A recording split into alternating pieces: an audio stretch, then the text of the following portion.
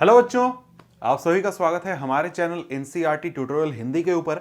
और यहां पर आज इस वीडियो में हम लोग पढ़ रहे हैं कक्षा 10 के भूगोल के अध्याय नंबर 5 को, जिसका नाम क्या है? जिसका नाम है खनिज तथा ऊर्जा संसाधन। तो यहां पर इस अध्याय में हमें पढ़ना है कि खनिज के बारे में, कि आखिर खनिज होता क्या है, खनिज हमें कहां से प्राप्त होता है, विभिन्न प्रकार के खनिजों को यहां पर हम पढ़ेंगे। तो आइए इस अध्याय को पढ़ते हैं, पूरी तरीके से समझते हैं और इस अध्याय को इस वीडियो में हम पूरी तरीके से खत्म कर लेंगे। यानी कि इस वीडियो के अंत तक आपको ये पूरा अध्याय समझ में आ जाएगा, सारी जानकारी आपको मिल जाएगी, सब चीज आपको प्राप्त हो जाएगी। तो आइए हम शुरुआत करते हैं इस अध्याय की। और क्योंकि यहां पर हम लोग एनसीईआरटी बुक से पढ़ रहे हैं, तो हम लोग लाइन बाय लाइन हर एक शब्द का, हर एक लाइन का मतलब समझने की कोशिश करेंगे और वहां से जो भी प्रश्न बनेंगे उनको हम देखते चलेंगे। तो यहां पर अगर हम लोग शुरुआत करें तो यहां पर एक बच्चे के बारे में बताया गया है, जिसका नाम क्या है? जिसका नाम है हेवन। अब ये हेवन जो बच्चा है, अपने पिता के साथ कहां जाता है? अपने पिता के साथ एक गांव से, जहां जो उसका गांव है, गांव से आता है गुवाहाटी। अब घूमने आया है या फिर किसी और से कारण से आया है। अब वो जब गुवाहाटी आता है तो गुवाहाटी में वो तरह तरह की चीजें देखता है। जैसे वह देखता है कि लोग अजीब चीजों में, घर जैसी अजीब चीजों में घूम रहे हैं, जो कि सड़क पर चल रहे हैं। इसके अलावा एक रसोई भी है जो कि बहुत सारे घरों को एक साथ खींच रही है। और इसके साथ ही इन चीजों को आश्चर्य से देखकर वह अपने पिता से पूछता है कि पिताजी, हमारा घर इस प्रकार क्यों नहीं चलता है जैसा उसने गुवाहाटी में देखा। मतलब वो बच्चा जो है, वो गांव का बच्चा है, उसे नहीं पता कि भाई बस, ट्रेन, ये चीजें क्या होती हैं। तो जब वो गुवाहाटी आया तो उसको लगा कि यार ये तो घर है, घर जो है वो रास्ते पर चल रहा है। तो वो अपने पिताजी से आश्चर्य में पूछता है कि पिताजी ऐसा क्यों हो रहा है। तो फिर उसके पिता उसे बताते हैं कि भाई ये देखो, ये घर नहीं है, घर नहीं है बेटा, घर नहीं है, ठीक है, ये बसें हैं, ये गाड़ियां हैं। और हमारे घरों की तरह ये ईंटों और पत्थरों से नहीं बनती, बल्कि इनमें लोहा लगता है, एल्यूमिनियम लगता है और इस प्रकार की धातुओं का प्रयोग किया जाता है। मतलब यहां पर आपको समझाया क्या जा रहा है? तो भाई शॉर्ट में समझाया जा रहा है कि देखो, हमारे आसपास हम बहुत सारी चीजें ऐसे देखते हैं, जैसे हमारे आसपास गाड़ियां हैं, ट्रेन्स हैं, या फिर और भी बहुत सारी चीजें हैं जहां पर खनिजों का हम इस्तेमाल करते हैं अपने दैनिक जीवन में। तो भाई उन्हीं खनिजों से बनी हुई कुछ चीजें क्या हैं? बस हैं, ट्रेन हैं, इस प्रकार की चीजें हैं। और यहां पर इंजन होते हैं जो कि ट्रेन को चलाते हैं, बस को चलाते हैं। अब इन ट्रेनों बसों को चलाने के लिए ऊर्जा चाहिए होता है। तो यहां पर यही खनिजों की हम बात करेंगे अध्याय में, और साथ में ऊर्जा संसाधन की भी बात करेंगे। अब यहां पर आते हैं तो हमारा एक प्रकार से मुख्य अध्याय शुरू होता है। यहां पर क्या कहता है कि हम अपनी रोजमर्रा की जिंदगी में धातु से बनी विभिन्न वस्तुओं का प्रयोग करते हैं। क्या आप अपने घर में प्रयोग की जाने वाली धातु से बनी चीजों की सूची बना सकते हैं? ये धातुएं कहां से आती हैं? अब भाई धातु का इस्तेमाल तो हम सभी करते हैं। अब धातु में क्या आता है? जैसे आपके घर में जो बर्तन है वो धातु का बना हुआ होता है। आप बच्चे हैं, आपके पास साइकिल होगा, तो साइकिल क्या है? धातु से बनी हुई है, लोहे से बनी हुई है। इसके अलावा आपकी जो गाड़ियां होती हैं, बस होते हैं, ट्रेन होते हैं, ये भी धातुएं से बनते हैं। लेकिन आप अपने घर में सोचिए कि आपके घर में क्या चीजें हैं जो कि धातुओं से बनी हुई होती हैं। ठीक है। अब यहां पर कहा जाता है कि आपने पढ़ा है कि भूपर्पट्टी यानी पृथ्वी का सबसे ऊपरी परत विभिन्न खनिजों के योग से बनी चट्टानों से निर्मित है। इन खनिजों का उपयुक्त शोधन करके ही ये धातुएं निकाली जाती हैं।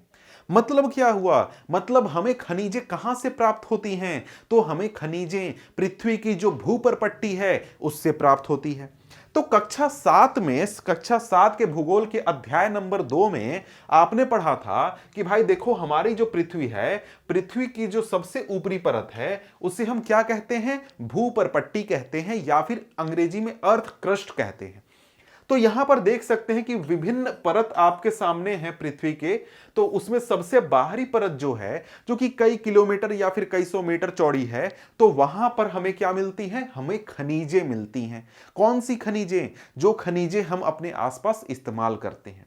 ठीक है। अब यहां पर अगर हम लोग आगे बढ़ते हैं तो आगे हमारे सामने क्या कहता है, आगे हमारे सामने कहता है कि भाई खनिज हमारे जीवन के अति अनिवार्य भाग हैं। लगभग हर चीज जो हम इस्तेमाल करते हैं, एक छोटी सुई से लेकर एक बड़ी इमारत तक या फिर एक बड़ा जहाज आदि सभी खनिजों से बने होते हैं। यानी जो भी चीजें हम अपने आसपास इस्तेमाल कर रहे हैं वो किस चीज से बनते हैं, खनिजों से बनते हैं। तो इसलिए खनिज जो है वो हमारे लिए अत्यंत ही आवश्यक हो जाता है। रेलवे लाइन, सड़क के पत्थर, हमारे औजार और साथ में मशीनें सभी खनिजों से बने हैं। कारें, बसें, रेलगाड़ियां, हवाई जहाज सभी खनिजों से निर्मित हैं और धरती से प्राप्त ऊर्जा के साधनों द्वारा चलित होते हैं। मतलब देखिए यहां पर खनिज और ऊर्जा को साथ साथ आपको पढ़ाया जा रहा है कि देखो भाई, खनिज उठा लो, खनिज ले लो और खनिज से तुम कुछ बना लो ना, तो उसको चलाने के लिए, फिर उसको इस्तेमाल करने के लिए तुम्हें ऊर्जा चाहिए होती है और उसके लिए हम क्या करते हैं, ऊर्जा संसाधनों का दोहन करते हैं। तो दोनों को आपको साथ में पढ़ाया जा रहा है और आपको भी दोनों साथ में लेकर चलना है। समझ गए? तो यहां पर आगे बढ़े तो आगे क्या कहता है, यहां कहता है यहां तक कि भोजन में भी खनिज होते हैं जिससे हम खाते हैं। मनुष्य ने विकास की सभी अवस्थाओं में अपनी जीविका तथा सजावट, त्योहारों और धार्मिक अनुष्ठान के लिए खनिजों का उपयोग किया है। अब देखिए खनिज जो है वो हमारे लिए अत्यंत ही आवश्यक है। ऐसा नहीं है कि सिर्फ अपने हम संसाधन के उपयोग के लिए कुछ सिर्फ खनिजों का इस्तेमाल करते हैं, बल्कि हमारे भोजन में भी खनिज होते हैं। जैसे आपने कभी सुना होगा अपने आसपास लोगों को कि यार उसके शरीर में लोहे की कमी हो गई, आयरन की गोली वो खा रहा है या फिर खा रही है, आयरन की उसके शरीर में कमी हो गई है या फिर जिंक की कमी हो गई, और भी बहुत सारे ऐसे खनिज होते हैं जिसकी कमी होने से आपको परेशानी हो सकती है। तो खनिज ऐसा नहीं है कि सिर्फ हमारे आसपास के संसाधनों के लिए हमें जरूरी होती है, बल्कि हमारे शरीर को भी सही तरीके से चलाने के लिए खनिज हमारे लिए अत्यंत ही आवश्यक होते हैं। अब यहां पर बात करें तो आगे यहां पर क्या कहता है, यहां पर आगे कहता है, यहां पर एक छोटी सी जानकारी दी गई है कि देखो खनिज कितना उपयोगी होता है। हमारे आसपास जो दंत मंजन हम इस्तेमाल करते हैं, हम अपने दैनिक जीवन में जो दंत मंजन इस्तेमाल करते हैं, उनमें कई प्रकार के खनिज मिले हुए होते हैं। जैसे अगर हम बात करें तो जैसे जो हमारा दंत मंजन होता है उसमें सिलिका मिला हुआ होता है, चूना पत्थर होता है, एल्युमिनियम ऑक्साइड और इसके अलावा फॉस्फेट खनिज मिलते हैं जो कि हमारे दांतों की सफाई करने में मदद करते हैं। इसके अलावा फ्लोराइड जो कि दांतों को गलने से रोकता है, यह फ्लोराइड नामक खनिज से प्राप्त होता है। और साथ में अधिकतर दंत मंजन में टाइटेनियम ऑक्साइड मिला हुआ होता है जो कि सफेदी बनाए रखते हैं। और यह कहां से प्राप्त होता है, रियूटाइल और इल्मेनाइट से प्राप्त होता है। समझ गए? और ये दोनों क्या है, ये क्या है, एक प्रकार के खनिज हैं। तो यहां पर बार बार आपको खनिज का नाम लिया जा रहा है। तो हमारे मन में और आपके मन में भी सवाल है कि यार ये खनिज होता क्या है, खनिज को जरा सा हम लोग समझते हैं। तो खनिज को समझाया गया है आपको थोड़ा सा आगे, वहां पर हम कई चीजों को, कई शब्दों को समझेंगे, जिसमें खनिज भी हम समझेंगे, एक पत्थर को भी जो रॉक हम कहते हैं उसको समझेंगे, और साथ में अयस्क क्या होता है वो भी हम समझेंगे।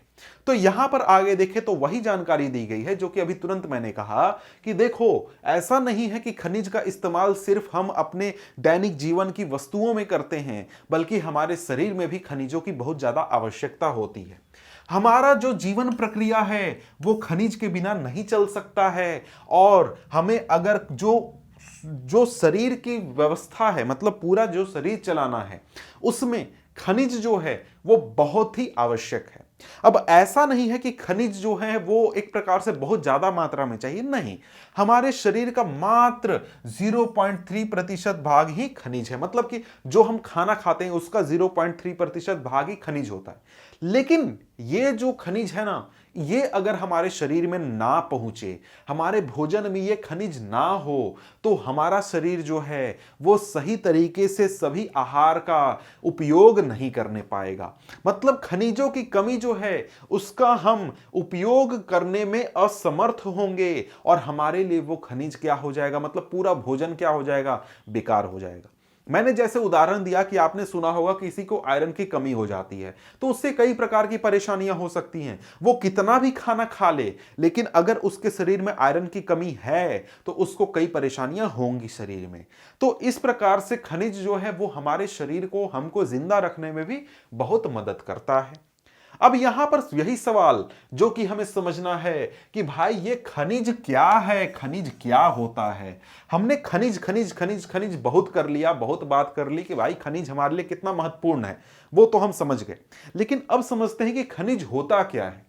तो खनिज के बारे में जो भूवैज्ञानिक हैं वो क्या कहते हैं। भूवैज्ञानिक कहते हैं कि खनिज एक प्राकृतिक रूप से विद्यमान समरूप तत्व है जिसकी एक निश्चित आंतरिक संरचना है। समझ गए क्या है खनिज। खनिज एक प्राकृतिक रूप से विद्यमान समरूप तत्व है जिसकी एक निश्चित आंतरिक संरचना है। ठीक है, ये तो भैया बहुत लंबा चौड़ा इधर उधर का बात है, समझ में नहीं आया, फिर से समझते हैं। खनिज एक प्राकृतिक रूप से विद्यमान समरूप तत्व है जिसकी एक निश्चित आंतरिक संरचना है। ये क्या है भाई, ये तो ठीक है, डेफिनेशन है, लेकिन इसको समझना है कि ये क्या होता है। इसको समझने के लिए पहले हम क्या समझते हैं, थोड़ा सा चट्टान के बारे में पढ़ते हैं, चट्टान को समझते हैं। तो चट्टान के बारे में यहां पर नीचे बताया गया है, तो चट्टान को देख लेते हैं, फिर हम लोग दोनों को साथ में समझेंगे तो अच्छे से समझ में आएगा। यहां पर क्या कहता है, यहां पर कहता है कि आप चट्टानों के विषय में पहले ही पढ़ चुके हैं, मतलब पहले के क्लासेस में आप पढ़ चुके हैं, रॉक्स वगैरह के बारे में पढ़ चुके हैं। चट्टानें खनिजों के समृद्ध तत्वों के यौगिक हैं। कुछ चट्टानें जैसे चूना पत्थर केवल एक ही खनिज से बनी हैं, लेकिन अधिकतर चट्टानें विभिन्न अनुपातों के अनेक खनिजों का योग है। ठीक है, समझ गए, दोनों बातें आ गई, एक चट्टान आ गया, दूसरा खनिज आ गया। अब दोनों को समझते हैं कि ये दोनों चीजें क्या होती हैं। तो यहां पर अगर हम देखें तो यहां पर हम लोग क्या करते हैं, आगे बढ़ते हैं। तो यहां देखिए हमारे सामने ये क्या है, ये एक चट्टान है। अब चट्टान क्या होता है ये तो आपको पता है, आप अपने आसपास कहीं भी जाते हैं, पत्थर देखते हैं तो उसी के बारे में यहां पर बात हो रहा है कि ये क्या है, एक प्रकार का चट्टान है। अब ये हमको पता है कि ये चट्टान कहां पाया जाता है, हमारे पृथ्वी के सतह पर या फिर पृथ्वी के अंदर जो अर्थ क्रस्ट है, भूपरपट्टी है, वहां पर पाया जाता है। इसके बारे में हमें यह भी पता है कि भैया ये बहुत कठोर होता है। लेकिन यहां पर हमें यह जानना है कि ये जो चट्टान है ना, ये चट्टान आखिर बना किस चीज से है। तो ये जो चट्टान है ये कई सारे खनिजों से मिलकर बना हुआ है। मतलब ये चट्टान क्या है, इसमें कई सारे खनिज हैं जो कि कुछ ना कुछ मात्रा में मौजूद हैं। हो सकता है कि कोई चट्टान हो, जैसे कि जो आपको चूना पत्थर होता है उसमें सिर्फ एक आपका क्या होता है, एक प्रकार का खनिज होता है। लेकिन जो आप अपने आसपास पत्थर देखते हैं जिसमें आप देखते हैं कि कई सारे हिस्से होते हैं, कहीं पर पत्थर देखिएगा तो उसमें थोड़ा सा हिस्सा काला होगा, थोड़ा सा चमकेगा, थोड़ा सा, तो उसमें क्या है, कई अलग अलग खनिज मिलकर ये आपका चट्टान बनता है। ठीक है, चट्टान तो सिंपल चीज है, आपके आसपास जो पत्थर है वो क्या है, चट्टान है। लेकिन अगर हम खनिज की बात करें तो भाई ये खनिज क्या होता है। अब खनिज की यहां पर अगर हम बात करते हैं तो देखिए यहां पर हमारे सामने क्या है, ये सारे खनिज हैं। अब इसको मैं अगर जरा सा बड़ा करूं तो मैं क्या देख सकता हूं, ये सारे क्या हैं, खनिज के उदाहरण हैं। अब इन सभी खनिजों में एक चीज कॉमन है कि इन सभी खनिजों से एक ही धातु हमें मिलता है। कौन सा धातु, कॉपर हमें प्राप्त होता है। कॉपर इन सभी से प्राप्त होता है, लेकिन ये सारे क्या हैं, अलग अलग खनिज हैं। समझ गए। अब यहां पर ये आपको नेटिव कॉपर मतलब कि मूल रूप से कॉपर प्राप्त होता है। क्यूप्राइट हो गया जिसमें कि 88% हमें कॉपर प्राप्त होता है। चाल्कोसाइट हो गया, करीब 80% के आसपास हमें कॉपर प्राप्त होता है। इसी तरीके से कई अलग अलग क्या है, खनिज हैं। ये खनिज क्या है, ये एक तरीके से ऐसे हम कह सकते हैं पदार्थ हैं जो कि नेचुरली मिलते हैं, प्राकृतिक रूप से हमें प्राप्त होते हैं और इसी रूप में ये नेचर में मौजूद होते हैं और इनका एक खास रासायनिक यौगिक होता है। जैसे अगर हम बात करें तो जैसे अगर हम बात करें यहां पर नाम देख सकते हैं, जो क्यूप्राइट है ये वाला खनिज है, इसका क्या है, Cu2O। इसी रूप में कहीं भी दुनिया में कहीं भी आपको अगर क्यूप्राइट मिलेगा तो यही इसका फॉर्मूला होगा और इसके पत्थर में यही फॉर्मूला पाया जाएगा। टेनोराइट है, उसका CuO है। इसके अलावा आगे देखिए चाल्कोसाइट है, Cu2S है। अब ये खनिज जो हैं वो कई रूप में पाए जा सकते हैं, कई अलग अलग रूप में पाए जा सकते हैं, लेकिन इनसे मिलेगा क्या? एक ही चीज, कॉपर मिलेगा। अब इसी रूप से अगर हम बात करें तो हमारे सामने आयरन यानी जो लोहा होता है, लोहा का भी खनिज होता है, कई सारे खनिज होते हैं जिस रूप में जो लोहा है वो हमें प्राप्त होता है। जैसे ये दोनों क्या हैं?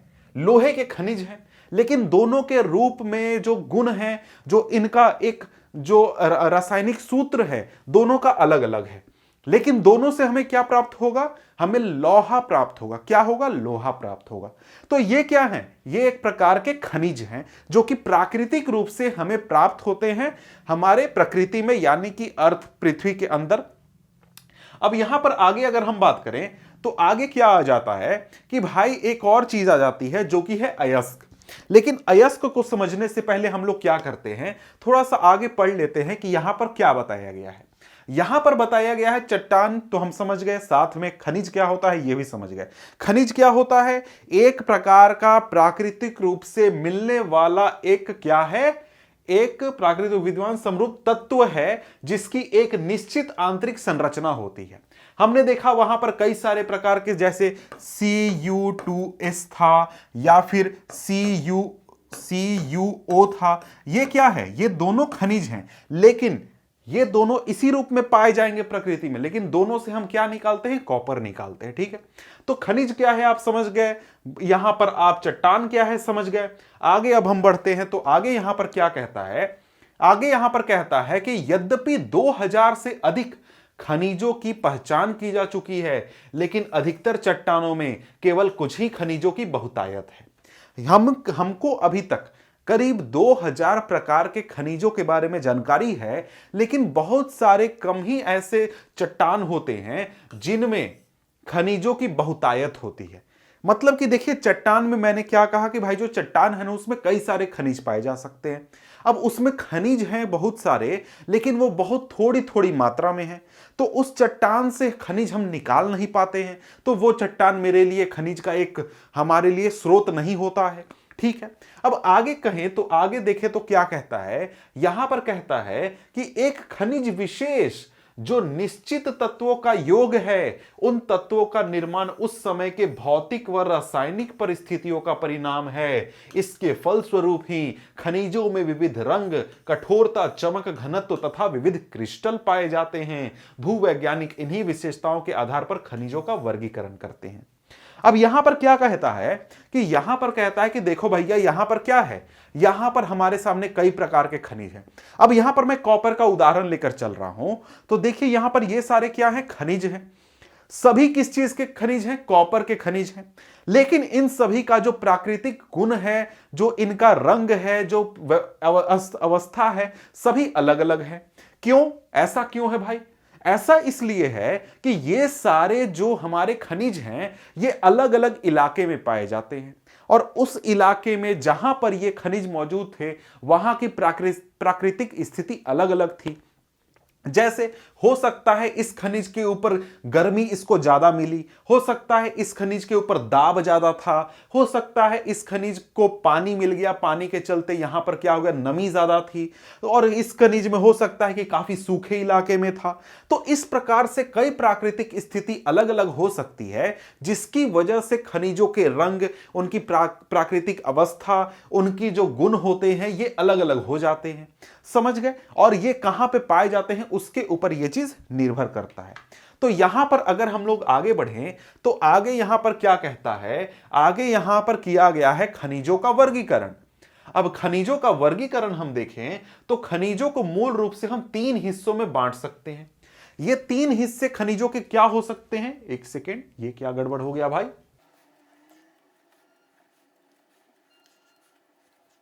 ये 3 हिस्से जो हमारे सामने हैं वो यहां पर आप देख सकते हैं। पहला जो प्रकार है खनिज का वो है धात्विक खनिज, दूसरा है अधात्विक खनिज, और तीसरा हमारे सामने कौन सा है? ऊर्जा खनिज। धात्विक खनिज माने वैसे खनिज जिनसे हमें क्या होगा? धातु प्राप्त होगा, जिनमें धातु पाए जाते हैं। अधात्विक खनिज जिसमें धातु नहीं मौजूद होंगे, और ऊर्जा खनिज जिनसे हमें ऊर्जा प्राप्त होती है। ये तो भाई बहुत आसान है। अब धात्विक खनिज को भी 3 हिस्सों में बांटा गया है। पहला है लौह धातु, जिसमें कि हमें लोहा प्राप्त होता है या फिर लोहा के अंश हो या फिर उसके जैसे गुण हो। तो इसमें क्या आ जाएंगे, लौह अयस्क आ जाएगा, मैग्नीज आ जाएगा, निकल आ जाएगा, कोबाल्ट आ जाएगा, ये सारे आ जाएंगे।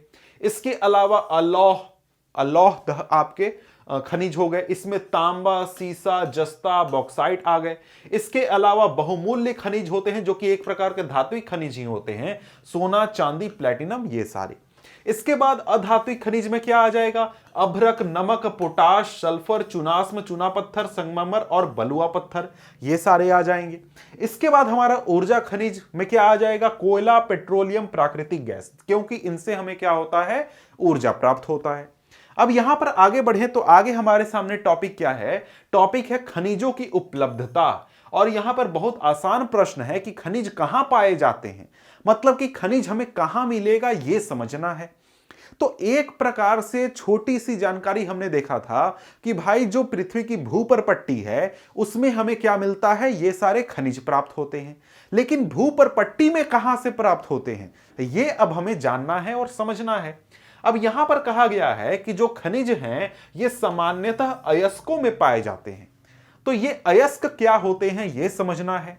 अब यहां पर आगे क्या कहता है, किसी भी खनिज में अन्य अवयवों या तत्वों के मिश्रण या संचयन, एक सेकेंड, संचयन हेतु अयस्क शब्द का प्रयोग किया जाता है।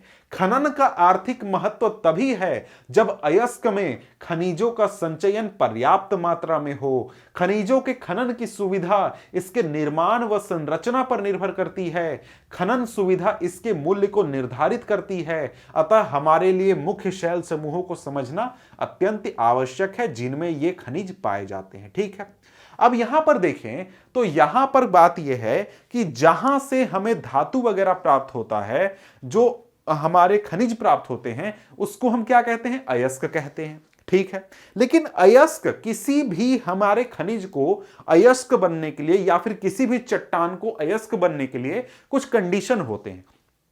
कंडीशन क्या है, कंडीशन बहुत सिंपल है कि देखिए यहां पर क्या है, ये एक प्रकार का क्या है, पत्थर है, हमारे लिए क्या है, चट्टान है। अब भूल जाइए कि यहां पर क्या है, ये खनिज वगैरह है, भूल जाइए, क्या है, ये एक चट्टान है। ठीक है, अब इस चट्टान में ये जो हमारा क्यूप्राइट है, यानी कि जो Cu2O है, क्या है भाई, क्यूप्राइट Cu2O है, ये बहुत ज्यादा मात्रा में पाया जाता है। क्योंकि देखिए एक बात ध्यान रखिए कि जहां पर भी हमें ये खनिज मिलते हैं ना, ये मूल रूप में नहीं मिलते हैं, इनके साथ बहुत सारी अशुद्धियां होती हैं। जैसे मान लीजिए कहीं पर पत्थर है तो पत्थर गड्ढा खानिएगा, वहां पर हो सकता है धूल मिट्टी हो और भी चीजें हो, तो वहां पर उस इलाके में वो हमारे लिए देखना होगा कि ये जो पत्थर है इसमें Cu2O की मात्रा, क्यूप्राइट की मात्रा ज्यादा हो। ठीक है, तो क्या होगा, हमारे खनिज की मात्रा ज्यादा है और साथ में इस पत्थर से हम फायदे के साथ क्या कर सके, धातु को निकाल सकें, तो तभी ये हमारे लिए क्या होगा, अयस्क होगा। अगर हम इस पत्थर में देखें, मान लीजिए कि इस पत्थर में 2% पाया जाता है क्या, कॉपर, तो क्या हम यहां से निकाल सकते हैं कॉपर फायदे के साथ? क्योंकि भाई मान लीजिए कि 100 रुपए हम खर्च कर रहे हैं इस पत्थर में से कॉपर निकालने के लिए और हमें मात्र 10 रुपए का कॉपर मिल रहा है, तो क्या यह हमारे लिए फायदेमंद है? जी नहीं, बिल्कुल भी फायदेमंद नहीं है। फायदेमंद होने का मतलब यह है कि इस पत्थर से कॉपर निकालने में जो जितना लागत हम लगा रहे हैं उससे ज्यादा का कॉपर हमें प्राप्त होना चाहिए, तभी हम कहेंगे कि ये जो पत्थर है ना, ये हमारे लिए एक अयस्क है। तो अयस्क बनने का यह कंडीशन होता है कि कहीं से कोई भी पत्थर है या फिर कोई भी हमारा जो चट्टान है या फिर खनिज भी क्या है, एक प्रकार का चट्टान ही है। ठीक है, उसमें कंडीशन है कि भाई इसमें क्या होते हैं, रासायनिक सूत्र एक समान होते हैं, वो बात अलग है, लेकिन क्या है, एक प्रकार का चट्टान है। कहीं भी कोई भी चट्टान है या फिर कोई भी हमारे पास सोर्स है, वहां से हम फायदे के साथ क्या कर सकते हैं, अपने धातु को या फिर जो अधातु खनिज है उसको प्राप्त कर सकते हैं, तभी वो हमारे लिए क्या होगा, अयस्क होगा। अब ये यहां पर आगे बताया जा रहा है कि कौन कौन से ऐसे सेल समूह हैं जहां से हमें खनिज पाए जाते हैं, ये समझना है। ये सेल समूह को समझने की बात की जा रही है, तो हमें यहां पर क्या समझना है कि भाई यहां पर खनिज हमें कहां से प्राप्त होता है। तो इसमें अगर हम देखें तो पहला क्या है कि देखिए जो आग्नेय चट्टान होते हैं और साथ में कायांतरित चट्टान होते हैं, यानी कि जो हमारे इस प्रकार के चट्टान होते हैं, इनमें हमारे खनिज जो हैं वो दरारों में और जोड़ों में, भ्रंशों में और विद्रों में मिलते हैं। कहां मिलते हैं? दरारों में, जोड़ों में, भ्रंशों में और विद्रों में मिलते हैं। ठीक है, ये याद रखिएगा। ये प्रश्न पूछ सकता है कि भाई आग्नेय और कायांतरित चट्टानों में हमें खनिज कहां से प्राप्त होते हैं, किस रूप में प्राप्त होते हैं। अब यहां पर आगे कहता है कि छोटे जमाव शिराओं के रूप में और वृहद जमाव परत के रूप में पाए जाते हैं। यानी जो छोटे छोटे जमाव होते हैं वो शिराओं के रूप में और साथ में वृहद जमाव परत के रूप में पाए जाते हैं। अब इसको हमने पढ़ा तो ज्यादा कुछ समझ में नहीं आया, तो हम इसको समझेंगे, लेकिन यहां पर आगे थोड़ा सा है और पढ़ लेते हैं, फिर मैं ये पूरा आपको समझाता हूं। अब यहां पर आगे कहता है इनका निर्माण भी अधिकतर उस समय होता है जब ये तरल अथवा गैसीय अवस्था में दरारों के सहारे भूपृष्ठ की ओर धकेले जाते हैं। ऊपर आते हुए ठंड होकर जम जाते हैं। मुख्य धात्विक खनिज जैसे जस्ता, तांबा, जिंक और सीसा आदि इसी सिराओं एवं जमाओं के रूप में प्राप्त होते हैं। ठीक है, अब यहां पर आगे देखें तो यहां पर क्या बात की गई है ये जरा सा हम लोग देख लेते हैं। अब यहां पर देखिए कहा जा रहा है कि जो यहां पर ये जो आप देख रहे हैं कि देखिए पहली बात तो ये आपके जो खनिज हैं, मतलब कि जो ये खनिज हैं ये यहां पर आए कैसे, मतलब आए कैसे, तो आए जब ये खनिज किस रूप में थे, तरल रूप में थे। पूरा लावा निकल रहा था, इस प्रकार से वोल्केनो हो रहा था, निकल रहा था, तो क्या थे, तरल रूप में थे। जब ये वोल्केनो के रूप में निकल रहे थे तो यहां पर वोल्केनो में कई सारे दरार थे, कई सारे भ्रंश थे, जहां पर ये गैस के रूप में या फिर तरल रूप में आकर जमा हो गए और यहां पर आकर बैठ गए। तो इस तरीके से ये अपने इस जगह पर पहुंचे, कहां पर, आग्नेय और कायांतरित चट्टानों के बीच में। अब ये कहां होते हैं, तो यहां पर देखिए ये दोनों तस्वीरों को एक साथ आप समझिए कि देखिए ये आपके आग्नेय चट्टान है, कायांतरित चट्टान है, वो इस तरीके से बनते हैं। ठीक है, ये तो आपको पता है। तो यहां पर जब ये वोल्केनो निकल रहा था, लावा निकल रहा था, उसी समय में ये आपको लावा के साथ ये जो धातु थे जो कि तरल रूप में थे वो आकर इन क्रैक्स में, इन जोड़ों में, भ्रंशों में आकर बैठ गए और यहां पर इस प्रकार से ये जमा हुए।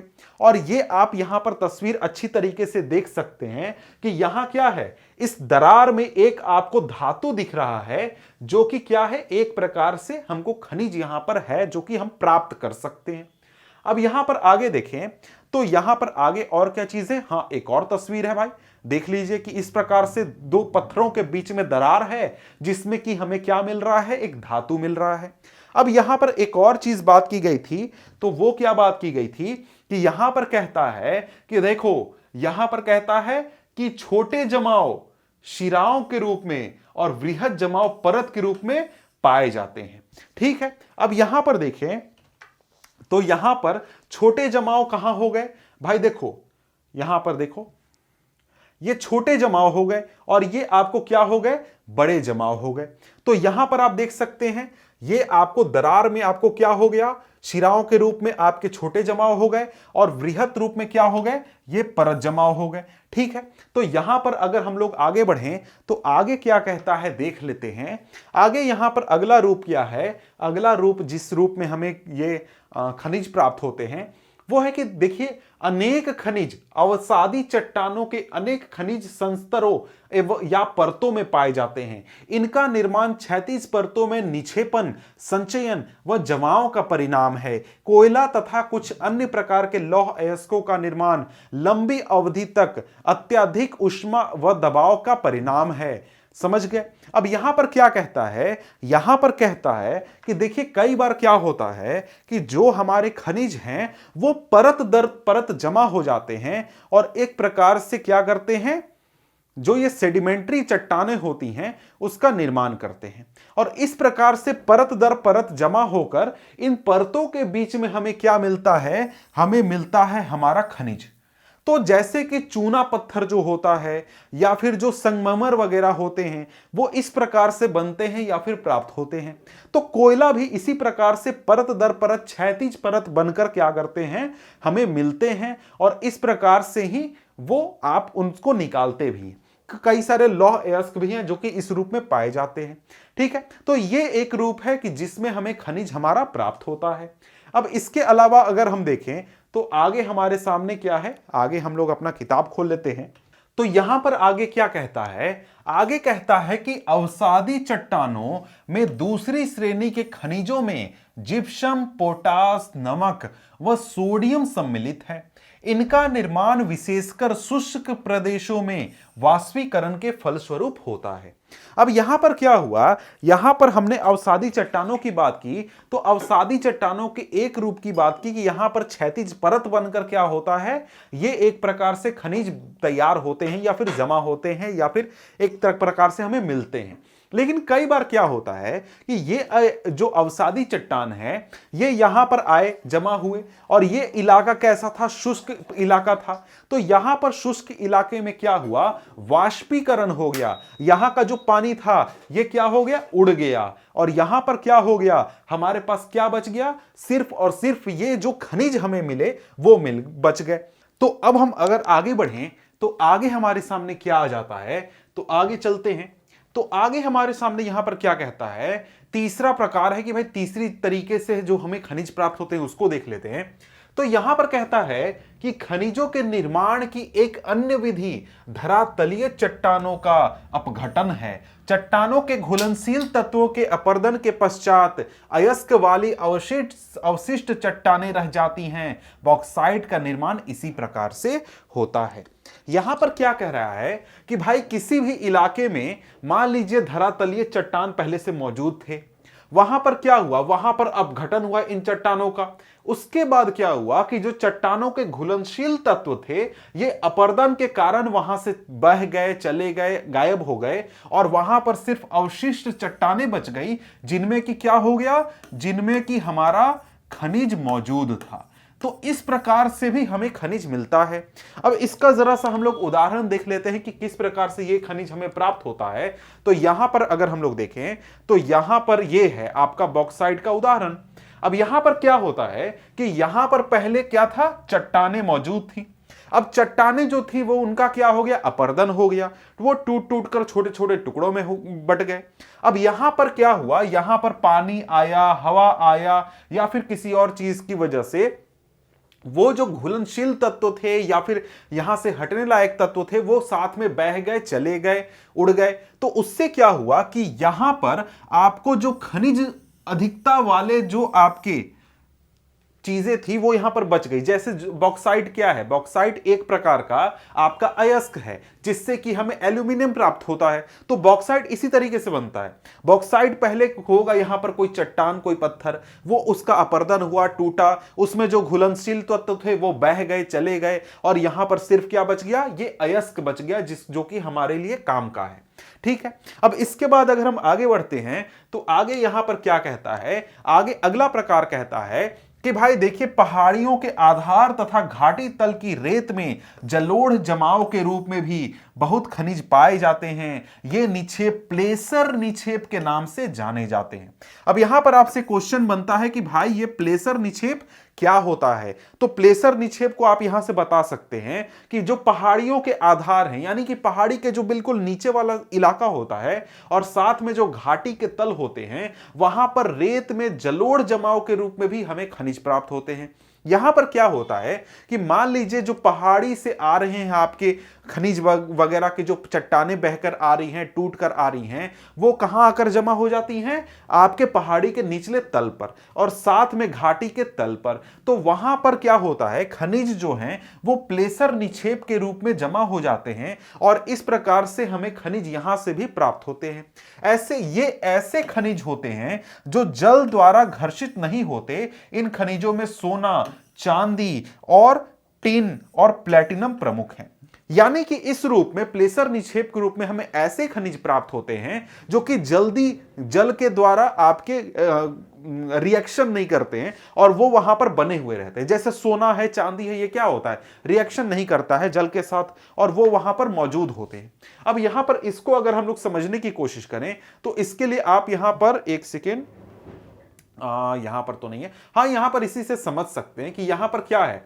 यहां पर आपका मान लीजिए कि यहां पर आपका पहाड़ी से पानी आ रहा है, पहाड़ी से बहकर आ रहा है, नदी मान लीजिए बहकर आ रही है, तो वो नदी अपने साथ ऊपर जो पत्थर वगैरह मौजूद है उनको तोड़ कर लाती है। वहां पर मान लीजिए सोना मौजूद था, कुछ भी मौजूद था, वो अपने साथ लेकर आई और यहां पर क्या हो गया, आपका सोना जो है वो एक प्रकार से जमा हो गया। और इस प्रकार से सोना जब यहां जमा हो गया तो यहां पर सोना आकर बैठ गया और बाकी नदी जो है आगे बह गई।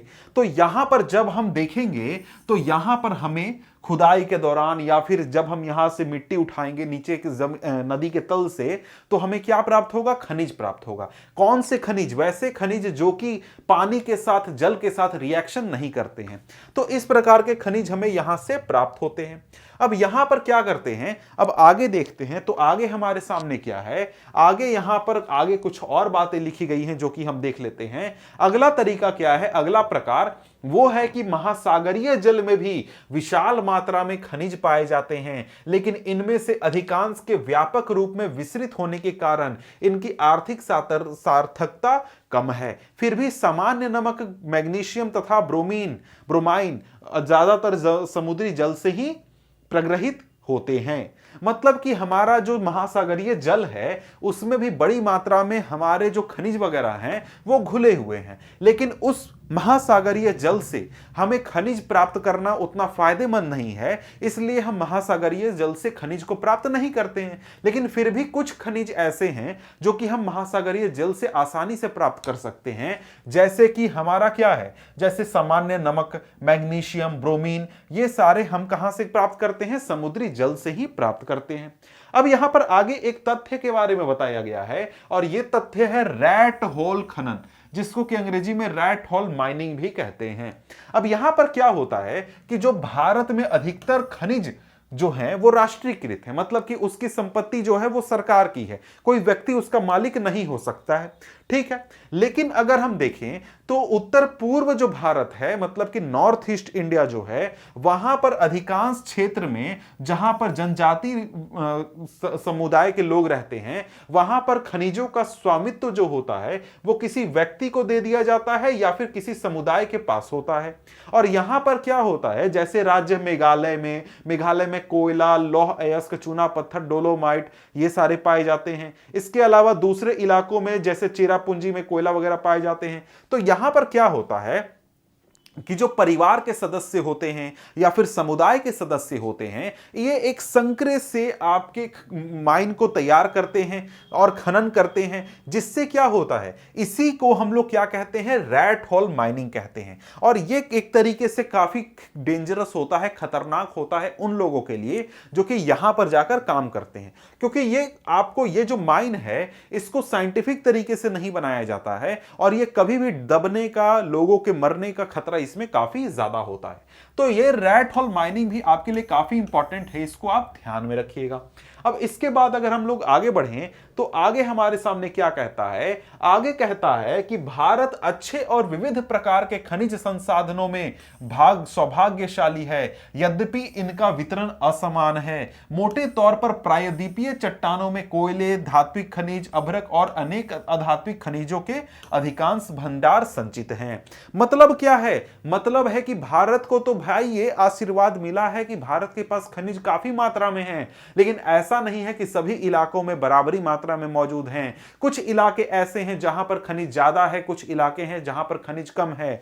कुल मिलाकर बात करें, जो प्रायद्वीपीय इलाके हैं, प्रायद्वीपीय चट्टान हैं, वहां पर हमें काफी मात्रा में खनिज वगैरह प्राप्त होते हैं। अब यहां पर आगे कहता है कि प्रायद्वीप के पश्चिम और क्या है भाई, और यहां पर क्या कहता है, पूर्वी पार्श्वों पर गुजरात और असम की तलचट्टी चट्टानों में अधिकांश खनिज तेल निक्षेप पाए जाते हैं। खनिज तेल की बात हो रही है कि कहां पर पाए जाते हैं। इसके बाद प्रायद्वीपीय शैल क्रम के साथ राजस्थान में अनेक अलौह खनिज पाए जाते हैं। राजस्थान में बहुत सारे अलौह खनिज पाए जाते हैं। इसके अलावा उत्तरी भारत के विस्तृत जलोढ़ मैदान में आर्थिक महत्व के खनिजों से लगभग विहीन है।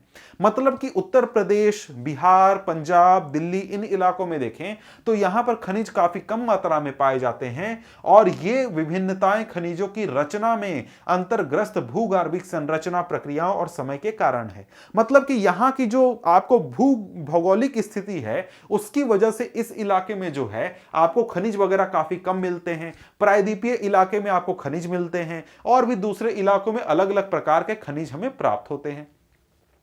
आगे कहता है, आइए अब हम भारत में कुछ प्रमुख खनिजों के वितरण का अध्ययन करें। सदैव स्मरण रखें कि अयस्क में खनिज का सांद्रण, उत्खनन की सुगमता और बाजार की निकटता किसी संचय की आर्थिक जीवयता को प्रभावित करने में महत्वपूर्ण भूमिका निभाते हैं। अतः मांग की पूर्ति के लिए अनेक संभव विकल्पों में से चयन करना पड़ता है। ऐसा हो जाने के बाद एक खनिज निक्षेप अथवा भंडार खदान में परिवर्तित हो जाता है। मतलब क्या है कि देखिए यहां पर हम लोग क्या ध्यान रखना है कि देखो कहीं पर कोई अयस्क हमें अगर प्राप्त हुआ कि भाई यहां पे हमको खनिज मिल सकता है, तो वहां पर हमें यह ध्यान रखना होता है कि वहां पर उत्खनन करने में कितनी सुगमता होगी, बाजार की कितनी निकट होगा। मान लीजिए कि हमको यहां पर खनिज मिला और यहां पर हम निकाल भी सकते हैं, लेकिन यहां से 10,000 किलोमीटर दूर हमको खनिज ले जाकर उपयोग होगा, तो क्या वो हमारे लिए फायदेमंद है? नहीं फायदेमंद है, वो खनिज हमारे लिए किसी काम का नहीं है। और साथ में यहां पर कि वही कि भाई निकालने में हमको फायदा होगा या नहीं होगा, इस हिसाब से ही हम लोग क्या करते हैं, खनिज वगैरह जो हैं उनको ध्यान में रखकर खनिज निकालते हैं। अब यहां पर क्या करना है, हमें अलग अलग प्रकार के खनिजों की बात करनी है, जिसमें सबसे पहले हम लोग लौह अयस्क की या फिर लौह खनिज की हम लोग बात करने वाले हैं। लौह खनिज धात्विक खनिजों के कुल उत्पादन मूल्य का 3/4 भाग का योगदान करते हैं। मतलब कि जितने भी हम धात्विक खनिज निकालते हैं, प्राप्त करते हैं, उसमें से 3/4 हिस्सा जो लौह खनिज है वही होते हैं। मतलब मूल्य के हिसाब से, कीमत के हिसाब से, मतलब 100 रुपए का अगर धात्विक खनिज हम भारत में उत्पादन कर रहे हैं तो उसका 75 रुपए का जो खनिज है वो लौह खनिज है। ये धातु शोधन उद्योगों के विकास को मजबूत आधार प्रदान करते हैं। भारत में अपने घरेलू मांग को पूरा करने के पश्चात बड़ी मात्रा में धात्विक खनिजों का निर्यात करता है। भारत जो है अपनी जरूरतों के अलावा विदेशों में भी धात्विक खनिजों का निर्यात करता है। ठीक है, अब यहां पर एक एक करके हम लोग अलग अलग प्रकार के खनिजों की बात कर लेते हैं। सबसे पहले हमारे सामने क्या है, लौह अयस्क है। लौह अयस्क यानी कि आयरन ओर की यहां पर बात हो रही है, तो इसको जरा सा पढ़ते हैं। तो यहां पर लौह अयस्क के बारे में कह रहा है कि लौह अयस्क एक आधारभूत खनिज है तथा औद्योगिक विकास की रीढ़ है। भारत में लौह अयस्क के विपुल संसाधन विद्यमान हैं। भारत उच्च कोटि के लोहांश युक्त लौह अयस्क में धनी है। मैग्नेटाइट सर्वोत्तम प्रकार का लौह अयस्क है जिसमें 70% लोहांश पाया जाता है। इसमें सर्वश्रेष्ठ चुंबकीय गुण होते हैं जो विद्युत उद्योगों में विशेष रूप से उपयोगी हैं। हेमेटाइट सर्वाधिक महत्वपूर्ण औद्योगिक लौह अयस्क है जिसका अधिकतम मात्रा में उपभोग हुआ है। मतलब यहां पर कहता है कि देखिए लौह अयस्क जो है ना वो हमारे लिए एक आधारभूत खनिज है। आधारभूत खनिज कहने का क्या मतलब होता है, मतलब है कि भाई देखो हमारे आसपास जो भी हमारा विकास हो रहा है समाज का, हमारा एक तरीके से जो भी हम उद्योग धंधे चला रहे हैं, उसमें हमारे लिए जो लौह अयस्क है वो बहुत ही महत्वपूर्ण है।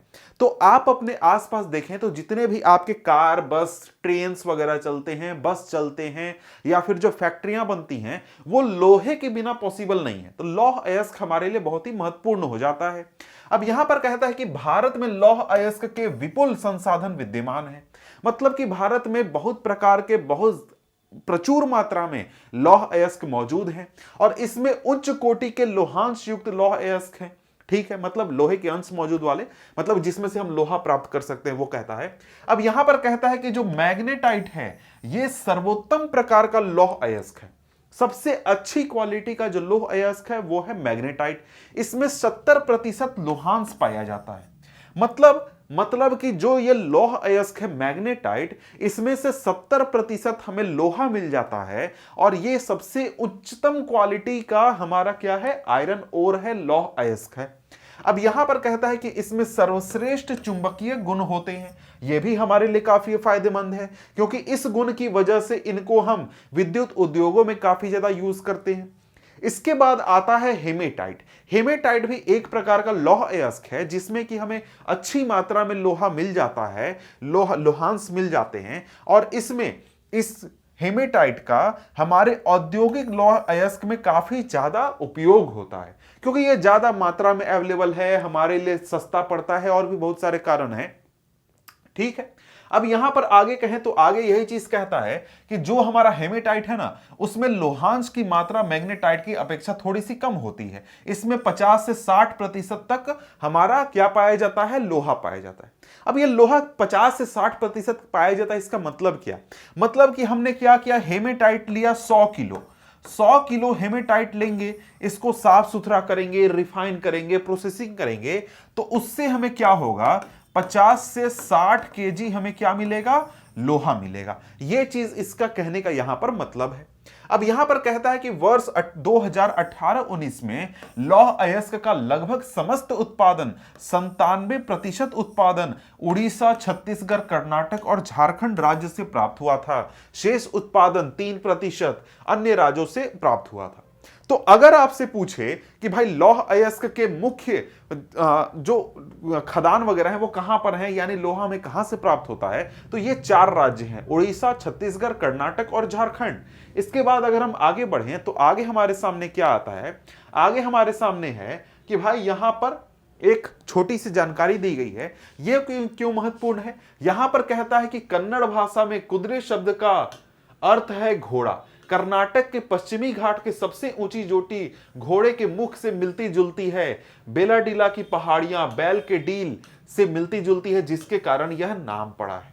तो ये जो प्रश्न है ना, ये प्रश्न कई बार पूछा गया है सीबीएसई के एग्जामिनेशन में और भी बोर्ड में पूछा गया है कि भाई देखो ये जो बेलाडीला की पहाड़ियां हैं, इनका नाम ये क्यों पड़ा, बेलाडीला का नाम कहां से आया है, तो वो आया है बैल के डील से, यानी कि बैल का जो पीठ पर हंप होता है ना, उससे आया है। तो ये प्रश्न ध्यान रखिएगा, साथ में कुदरे का भी ध्यान रखिएगा कि इसका नाम ये क्यों आया है। अब ये यहां पर कुदरे ये लिखा हुआ है, तो इसका जो यहां पर है, एक सेकेंड, नीचे यहां पर किधर है, बेलाडीला पहाड़ियां और साथ में कुदरे भी होगा, इधर ही है कहीं, मतलब कि कुदरे खान है, वहां से वो कुदरे से ही नाम आया है जो कि घोड़े से मिलता जुलता है। ठीक है, अब यहां पर भारत में लौह अयस्क की पेटियां बताई गई हैं, मतलब कि 3 इलाके बताए गए हैं जहां पर काफी प्रचुर मात्रा में हमें लोहा प्राप्त होता है, लौह अयस्क प्राप्त होते हैं। अब ये 3 इलाकों की बात करें तो कौन कौन से हैं, पहला है उड़ीसा झारखंड पेटी। ओडिशा में उच्च कोटि का हेमेटाइट किस्म का लौह अयस्क मयूरभंज व केंदुझर जिले में बादाम पहाड़ खदानों से निकाला जाता है। इसी से सन्निध झारखंड के सिमू जिले में गुआ और नोआमुंडी से हेमेटाइट अयस्क का खनन किया जाता है। मतलब झारखंड और ओडिशा के जो बॉर्डर वाले इलाके हैं वहां से हमें क्या मिलते हैं, लौह अयस्क मिलते हैं। और जिले के नाम भी आप थोड़ा सा ध्यान रखिएगा क्योंकि इससे भी प्रश्न कई बार बन जाते हैं। अब यहां पर आपको दिखाऊं तो ये किस इलाके की बात हो रही है, तो यहां पर इस नक्शे में देखिए कि भाई यहां पर हमारा इस प्रकार से क्या हो गया, झारखंड हो गया, और यहां पर इसके नीचे क्या है, उड़ीसा है।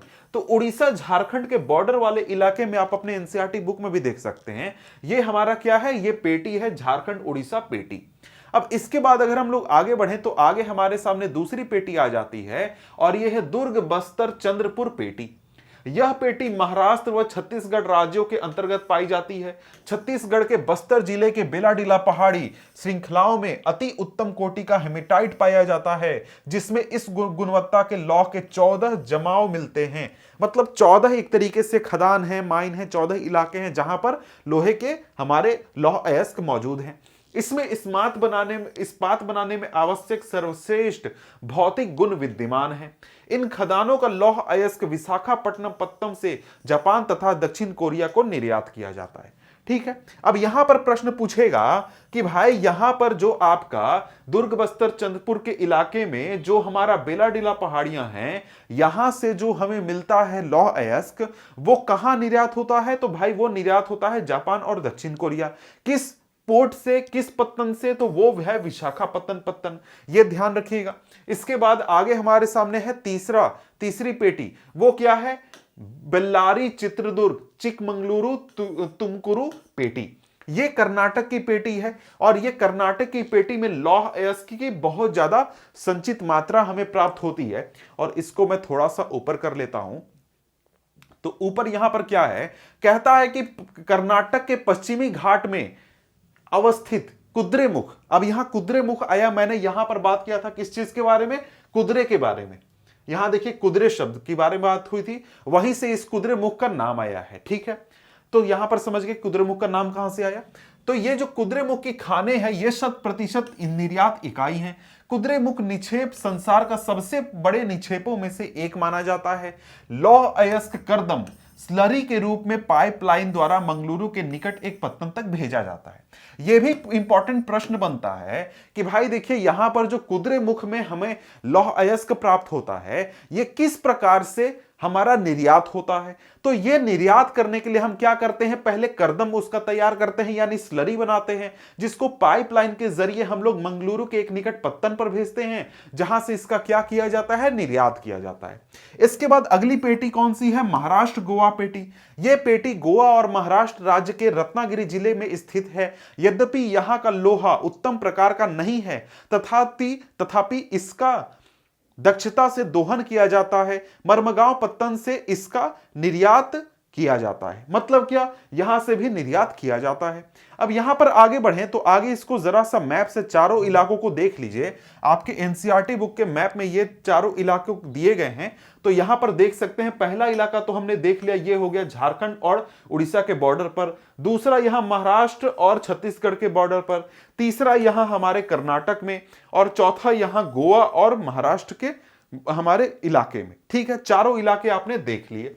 अब यहां पर लौह अयस्क की हमने बात कर ली, तो लौह अयस्क के बाद हम लोग बात कर लेते हैं दूसरे हमारे मैंगनीज की। मैंगनीज की हम लोग बात करें तो मैंगनीज मुख्य रूप से इस्पात के विनिर्माण में प्रयोग किया जाता है। अब यहां पर जब इस्पात बनाने की प्रक्रिया आप समझेंगे तो वहां पर पता चलेगा कि इस्पात बनाने के लिए हम लोग लोहा में क्या मिलाते हैं? मैंगनीज मिलाते हैं, कार्बन मिलाते हैं और भी चीजें मिलाते हैं। तो मैंगनीज जो है वह बहुत ही महत्वपूर्ण हमारे लिए हो जाता है जब भी हम इस्पात के निर्माण की बात करते हैं। 1 टन इस्पात बनाने में लगभग 10 किलोग्राम मैंगनीज की आवश्यकता होती है। इसका उपयोग ब्लीचिंग पाउडर, कीटनाशक दवाएं और पेंट बनाने में भी किया जाता है। अब यहां पर आगे देखें तो यहां पर बताया गया है कि मैंगनीज उत्पादन में अलग अलग राज्यों का क्या योगदान है। तो यहां पर देख सकते हैं सबसे बड़ा उत्पादक कौन है? हमारा है मध्य प्रदेश, इसके बाद है महाराष्ट्र, इसके बाद उड़ीसा, फिर कर्नाटक, फिर आंध्र प्रदेश, फिर अन्य है बाकी 2। तो यह भी ध्यान रखिएगा कि मैंगनीज का सबसे बड़ा उत्पादक कौन है? भैया मध्य प्रदेश है। इसके बाद आगे बढ़े तो आगे क्या कहता है? यहां पर भारत में उड़ीसा मध्य प्रदेश का सबसे बड़ा उत्पादक राज्य है। वह 2001 में देश का कुल उत्पादन का 1/3 भाग यहां से प्राप्त हुआ था। ठीक है, अब यहां पर आगे बढ़े तो ये जो तस्वीर हो गई, तस्वीर तो हमने देख लिया। तस्वीर में आपको अलग अलग और भी जगहों के खान मिल जाएंगे, जैसे मैंगनीज के खान, बॉक्साइट, अभ्रक। तो आप नक्शे को देख लें तो आपको चीजें याद करने में, समझने में ज्यादा आसानी होगी। अब यहां पर आगे बढ़े तो आगे हमारे सामने क्या है? अलौह खनिज है। अलौह खनिज की हम लोग यहां पर बात करने वाले हैं। तो यहां पर हमारा अलौह खनिज की बारी आ जाती है। तो अलौह खनिज में यहां पर कहता है कि भारत में अलौह खनिजों की संचित राशि व उत्पादन अधिक संतोषजनक नहीं है। हमने लौह खनिजों की बात की तो वहां पर लौह खनिज जो थे वो काफी अच्छी मात्रा में मौजूद थे, लेकिन यहां पर जब हम अलौह खनिजों की बात करते हैं, जैसे तांबा हो गया और भी तरीके के अलौह खनिज हैं, तो ये उतनी अच्छी मात्रा में नहीं है। हमको जितनी जरूरत है उतने भी नहीं है। तो इसलिए यहां पर हम करें जैसे कि जो ये खनिज हैं जिसमें कि तांबा, बॉक्साइट, सीसा, सोना, ये सभी आते हैं, ये धातु शोधन, इंजीनियरिंग और विद्युत उद्योगों में महत्वपूर्ण भूमिका निभाते हैं। हम तांबा बॉक्साइट का तांबा बॉक्साइट का वितरण समझे। तो तांबा और बॉक्साइट के बारे में यहां पर हम देखने वाले हैं, लेकिन यहां पर क्या है कि ये जितनी मात्रा में होने चाहिए, जितनी मात्रा में हमें जरूरत है, उतनी मात्रा में ये हमारे पास उपलब्ध नहीं है। अब यहां पर देखें तो यहां पर क्या कहता है कि भारत में तांबे के भंडार व उत्पादन क्रांतिक रूप से न्यून है, मतलब कि बहुत कम है, बहुत ज्यादा कम है। ठीक है, अब यहां पर कहता है धातुवर्ध्य, तन्य तथा ताप सुचालक होने के कारण तांबे का उपयोग मुख्यतः बिजली के तार बनाने, इलेक्ट्रॉनिक्स और रसायन उद्योगों में किया जाता है। मध्य प्रदेश की बालावट खदानें देश का लगभग 52% तांबा उत्पादन करती हैं। तो भाई 52% तांबा कहां से उत्पादन होता है? मध्य प्रदेश का बालावट खदान में। ठीक है, इसके अलावा झारखंड का सिमू जिला भी तांबे का क्या है भाई? तांबे का क्या है जरा सा देख लेते हैं, थोड़ा सा बचा है, मुख्य उत्पादक है। राजस्थान की खेतड़ी भी तांबे के लिए प्रसिद्ध है। तो ये 3 इलाके बताए गए हैं जहां से तांबे का उत्पादन होता है। अब इसके बाद बात करते हैं हम लोग बॉक्साइट की। तो भैया बॉक्साइट जो है वो हमारा क्या है? एक एल्यूमिनियम का अयस्क है। ठीक है, अब यहां पर कहता है कि यद्यपि अनेक अयस्कों में एल्यूमिनियम पाया जाता है, परंतु सबसे अधिक एल्यूमिना, क्ले जैसे दिखने वाले पदार्थ बॉक्साइट से ही प्राप्त किया जाता है। समझ गए? मतलब कि जो एल्यूमिनियम होता है वो सबसे ज्यादा कहां से मिलता है? हमें बॉक्साइट से ही मिलता है। और ये कैसा दिखता है? क्ले जैसा दिखता है, मतलब क्या, जो बालू वगैरह होता है ना, उस प्रकार से हमें दिखता है। अब यहां पर आगे कहता है कि बॉक्साइट निक्षेपों की रचना एल्यूमिनियम सिलिकेटों से समृद्ध व्यापक भिन्नता वाली चट्टानों के विघटन से होती है। तो ये तो हमने देख लिया कि भाई जो हमारा बॉक्साइट है वो बनता कैसे है, मिलता कैसे है, तो वहां पर विघटन होता था, वो तो हमने समझ लिया था पहले ही। आगे के हमारे सामने क्या है? एल्यूमिनियम एक महत्वपूर्ण धातु है क्योंकि यह लोहे जैसी शक्ति के साथ साथ अत्यधिक हल्का एवं सुचालक भी होता है। इसमें अत्यधिक धात्वर्धता, मैलिएबिलिटी भी पाई जाती है। जो हमारे सामने लोहा है, एल्यूमिनियम है, ये हमारे लिए बहुत ही उपयोगी है, बहुत ही काम का है, क्योंकि ये क्या होता है? बहुत ही हल्का होता है, विद्युत का सुचालक होता है, और साथ में इसमें मैलिएबिलिटी यानी कि धात्वर्धता भी होती है। मतलब कि इसको हम लोहे के जगह पर या फिर कॉपर के जगह पर भी उपयोग कर सकते हैं। जैसे लोहे के जगह पर गाड़ियां वगैरह में उपयोग होता है, कॉपर के जगह पर हम लोग तार बनाने में उपयोग करते हैं, तो कई जगहों पर हम लोग एल्यूमिनियम का इस्तेमाल कर सकते हैं। अब यहां पर देखिए, यहां पर क्या है? मलंज खंड में तांबा का खदान आपको दिखाया गया है, तो यह तो उतना ज्यादा महत्वपूर्ण है नहीं। अब यहां पर बॉक्साइट उत्पादन में राज्यों का उदाहरण देखिए, मतलब कि किस राज्य से कितना मिलता है। सबसे ज्यादा कहां से आता है भाई? उड़ीसा से आता है। ठीक है, अब इसके बाद बात करें तो इसके बाद हमारे सामने क्या है? इसके बाद यहां पर आगे कहता है कि भाई भारत में बॉक्साइट के निक्षेप मुख्यतः अमरकंटक पठार, मैकाल पहाड़ियां तथा बिलासपुर कटनी के पठारी प्रदेशों में पाए जाते हैं। उड़ीसा भारत का सबसे बड़ा बॉक्साइट उत्पादक राज्य है। यहां कोरापुट जिले में पंचपत माली निक्षेप राज्य के सबसे महत्वपूर्ण बॉक्साइट निक्षेप है। ठीक है, इसके बाद आगे क्या कहता है? आगे यहां पर एक रोचक तथ्य बताया गया है। रोचक तथ्य यह है कि जब सबसे पहली बार एल्यूमिनियम की खोज हुई थी, तो उस समय जो नेपोलियन सम्राट था, उसने क्या किया? उसने एक तरीके से एल्यूमिनियम के बने हुए हुक पहनना शुरू कर दिया, बटन पहनना शुरू कर दिया, अपने जो भी खास मेहमान आते थे उनको एल्यूमिनियम में खाना खिलाना शुरू कर दिया। लेकिन क्या हुआ कि कुछ सालों में एल्यूमिनियम इतना ज्यादा मार्केट में आ गया, इतना ज्यादा उसका उत्पादन हो गया कि वो भिखारियों के पास भी एल्युमिनियम की एक तरीके से बर्तन मौजूद हो गए थे। तो ये एक तरीके से एक रोचक जानकारी आपको दी गई है। इसके बाद हमारे सामने क्या है? अधात्विक खनिज है। अधात्विक खनिज में पहला खनिज कौन सा है भैया? हमारा अभ्रक है। अभ्रक के बारे में बात की गई है। अभ्रक एक ऐसा खनिज है जो प्लेटो अथवा पत्रम क्रम में पाया जाता है। मतलब कि आपने कभी अपने एक प्रकार से कॉपी को देखें तो कॉपी में जिस प्रकार से हमारे ये लेयर्स होते हैं, मतलब कि क्या होते हैं? पेज के ऊपर पेज, पेज के ऊपर पेज, कई परत होते हैं, उसी प्रकार से हमारा क्या होता है? अभ्रक होता है। अभ्रक इसी प्रकार से पाया जाता है। इसका चादरों में विपाटन आसानी से हो सकता है। ये परतें इतनी महीन हो सकती हैं कि इसकी 1000 परतें कुछ सेंटीमीटर ऊंचाई में समाहित हो जाएं। अभ्रक पारदर्शी काले, हरे, लाल, पीले एवं भूरे रंग का हो सकता है। अभ्रक की बात कर रहे हैं तो अभ्रक कैसा होता है आप समझ गए, ये परत में पाया जाता है जिस प्रकार से हमारे पेपर होते हैं। और अभ्रक ऐसा परत होता है कि जब उसको आप तोड़िएगा तो आसानी से टूट भी जाता है। ठीक है, तो यहां पर आगे बढ़े तो आगे और भी बातें हैं। आगे यहां पर क्या कहता है कि भाई इसकी सर्वोच्च परा वैद्युत शक्ति, ऊर्जा हास का निम्न गुणांक, विषम वाहन के गुण, उच्च वोल्टेज की प्रतिरोधिता के कारण अभ्रक विद्युत व इलेक्ट्रॉनिक उद्योगों में प्रयुक्त होने वाले अपरिहार्य खनिजों में से एक है। मतलब कि जो ये हमारे सामने है अभ्रक, इसका वैद्युत उद्योग में काफी ज्यादा उपयोग होता है क्योंकि विद्युत से जुड़े हुए बहुत अच्छे गुण इसमें पाए जाते हैं। जैसे इसमें उच्च वोल्टेज की प्रतिरोधकता काफी ज्यादा होती है। इसमें अलावा क्या होता है, ऊर्जा हास का निम्न गुणांक होता है, परावैद्युत शक्ति होती है। तो ये सारी चीजें आप जानते होंगे क्योंकि आपने फिजिक्स वगैरह पढ़ा होगा। नहीं पढ़ा है तो आगे आप 11th 12th में ये शब्द क्या हैं जान जाएंगे। अब यहां पर बात करें तो कहता है कि अभ्रक के निक्षेप छोटा नागपुर पठार के उत्तरी पठारी किनारों पर पाए जाते हैं। बिहार झारखंड की कोडरमा, गया, हजारीबाग पेटी अग्रणी उत्पादक है। राजस्थान के मुख्य अभ्रक उत्पादक क्षेत्र अजमेर के आसपास हैं। आंध्र प्रदेश की नेल्लोर अभ्रक पेटी भी देश की महत्वपूर्ण उत्पादक पेटी है। तो जितने भी आप यहां पर खनिज देख रहे हैं तो खनिज के उत्पादक इलाके हैं उसको थोड़ा सा ध्यान दीजिएगा क्योंकि वो आपके लिए महत्वपूर्ण हो जाता है। इसके बाद हमारे सामने क्या है, हमारे सामने है चट्टानी खनिज। चट्टानी खनिज में हम सबसे पहले क्या देखेंगे, चूना पत्थर देखेंगे। चूना पत्थर जिसको कि लाइमस्टोन के नाम से भी हम जानते हैं। चूना पत्थर कैल्शियम या कैल्शियम कार्बोनेट तथा मैग्नीशियम कार्बोनेट से बनी चट्टानों में पाया जाता है। यह अधिकांशतः अवसादी चट्टानों में पाया जाता है। चूना पत्थर सीमेंट उपयोग का एक आधारभूत कच्चा माल होता है और लौह प्रगलन की भट्टियों के लिए अनिवार्य है। मतलब जो चूना पत्थर होता है, लाइमस्टोन होता है, यह क्या होता है, कैल्शियम कार्बोनेट के रूप में पाया जाता है और इस या फिर मैग्नीशियम कार्बोनेट के रूप में पाया जाता है। ठीक है, चूना पत्थर कैल्शियम है, कैल्शियम कार्बोनेट तथा मैग्नीशियम कार्बोनेट से बनी चट्टानों में पाया जाता है। ठीक है, यह अधिकांशतः अवसादी चट्टानों में पाया जाता है। अवसादी चट्टान यानी कि सेडिमेंट्री रॉक जो होते हैं, जो कि परत दर परत बनते हैं, उनमें यह पाया जाता है। ठीक है, अब यहां पर आगे बढ़े तो आगे क्या कहता है, यहां पर कहता है कि चूना पत्थर उत्पादन में राज्यों का अंश, किस राज्य से कितना उत्पादन होता है। तो सबसे ज्यादा उत्पादन राजस्थान में, उसके बाद हमारा मध्य प्रदेश, आंध्र प्रदेश में, छत्तीसगढ़, कर्नाटक, तेलंगाना, गुजरात, तमिलनाडु, महाराष्ट्र में।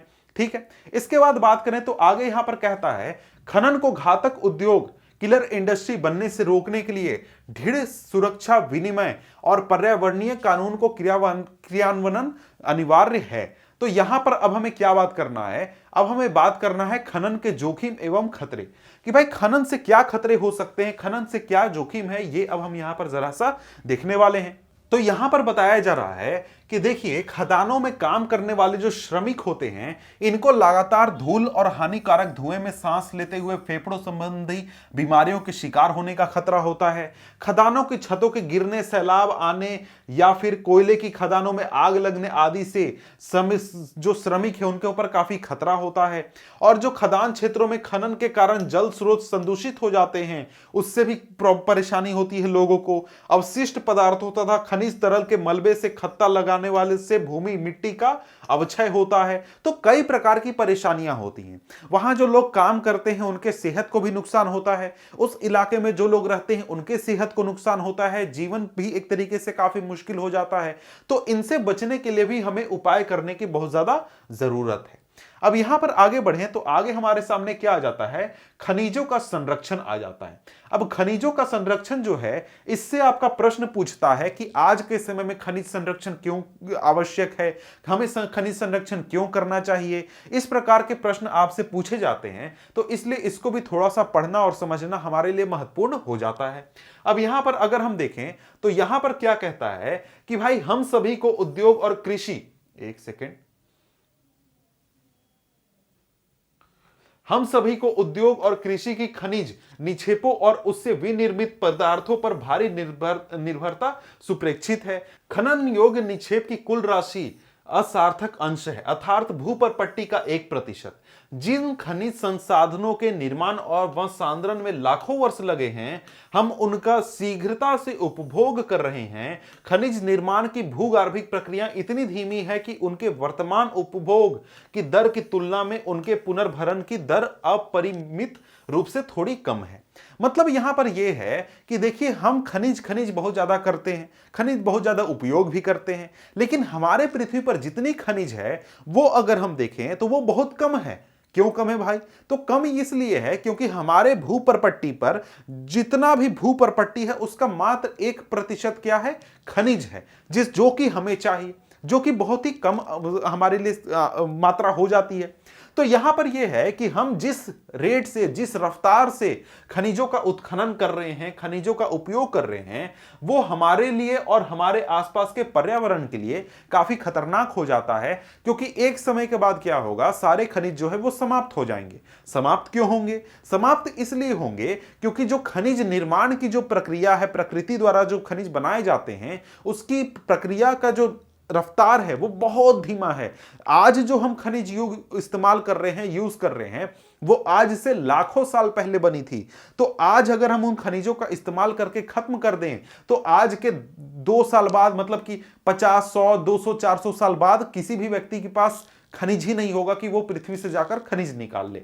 समझ गए? तो यहां पर बात करें तो यहां पर आगे कहता है, इसीलिए खनिज संसाधन सीमित तथा अनवीकरणीय योग्य हैं।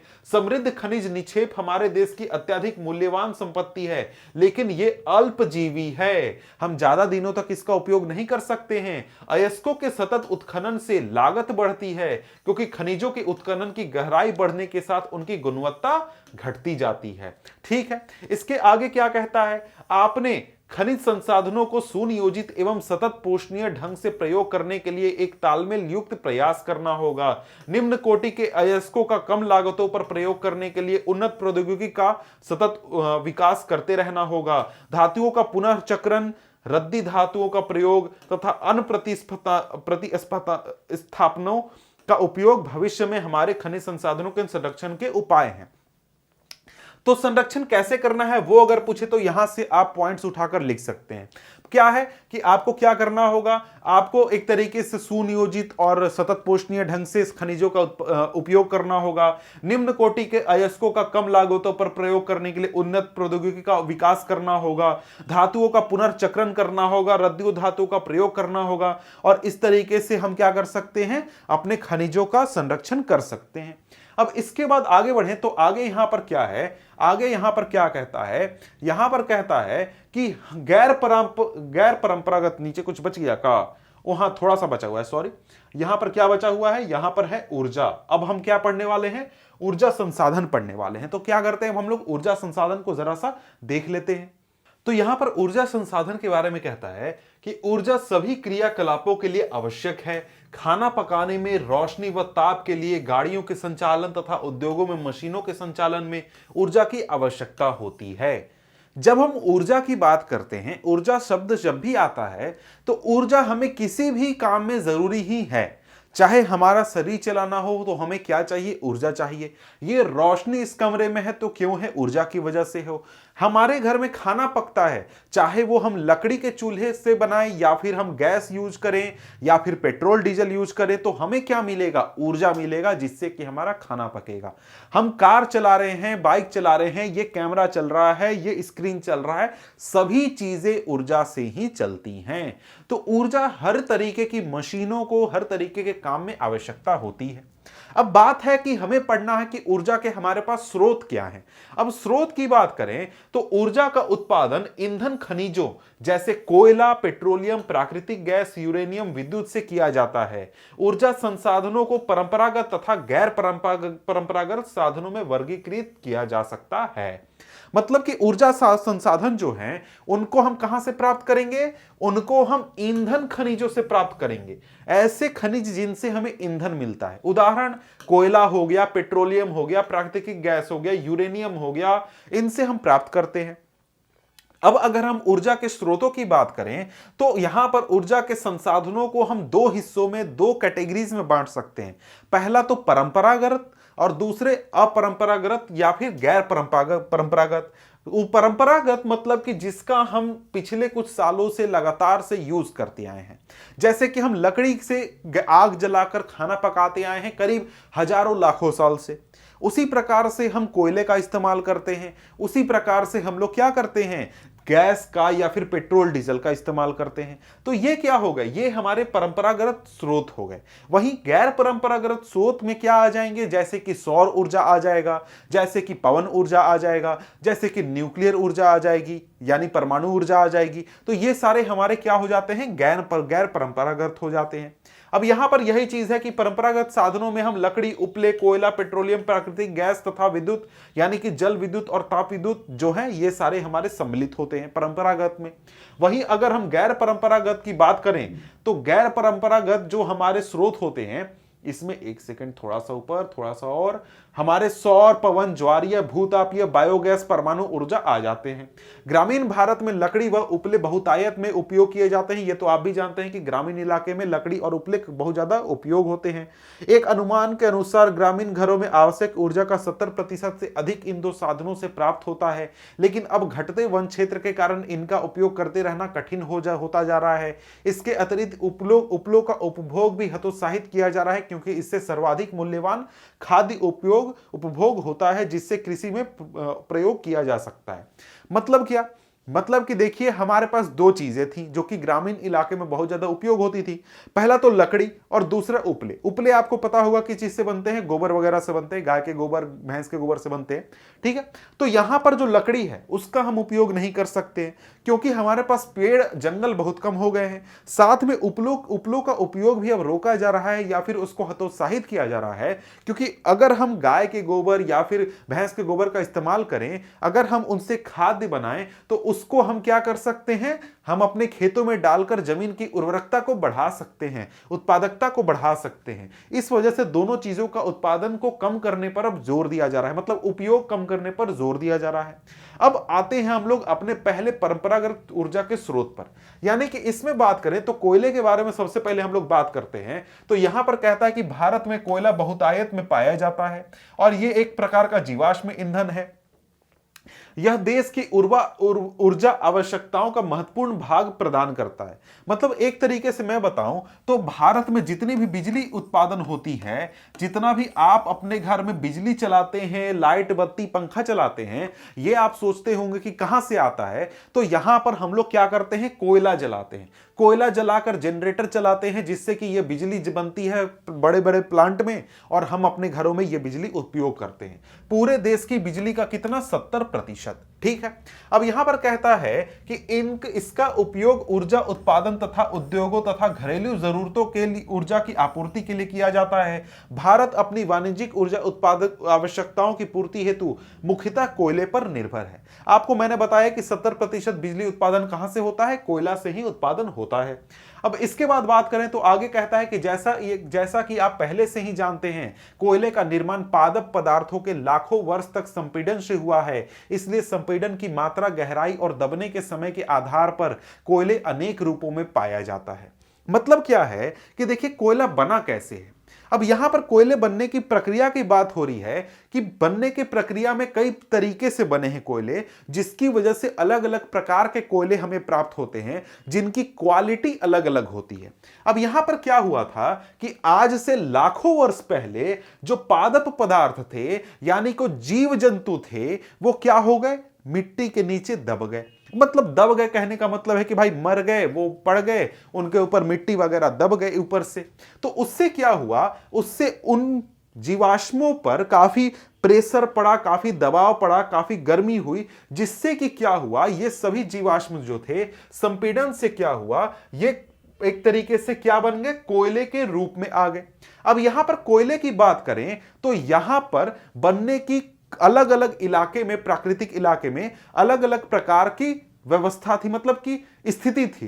कहीं पर दबाव ज्यादा था, कहीं पर दबाव कम था, कहीं पर जो है नमी ज्यादा थी, कहीं पर नमी कम थी। तो उस वजह से अलग अलग प्रकार के कोयले हमें प्राप्त होते हैं। तो यहां पर कहता है कि देखिए दलदलों में क्षय होते पादपों से पीट उत्पन्न होता है। पीट क्या है? एक प्रकार का कोयले का प्रकार है जो कि एक प्रकार का सबसे कम क्वालिटी का, सबसे निम्न स्तर की क्वालिटी का कोयला होता है, जिसमें कम कार्बन, नमी की उच्च मात्रा, निम्न ताप क्षमता होती है। लिग्नाइट एक निम्न कोटि का भूरा कोयला होता है।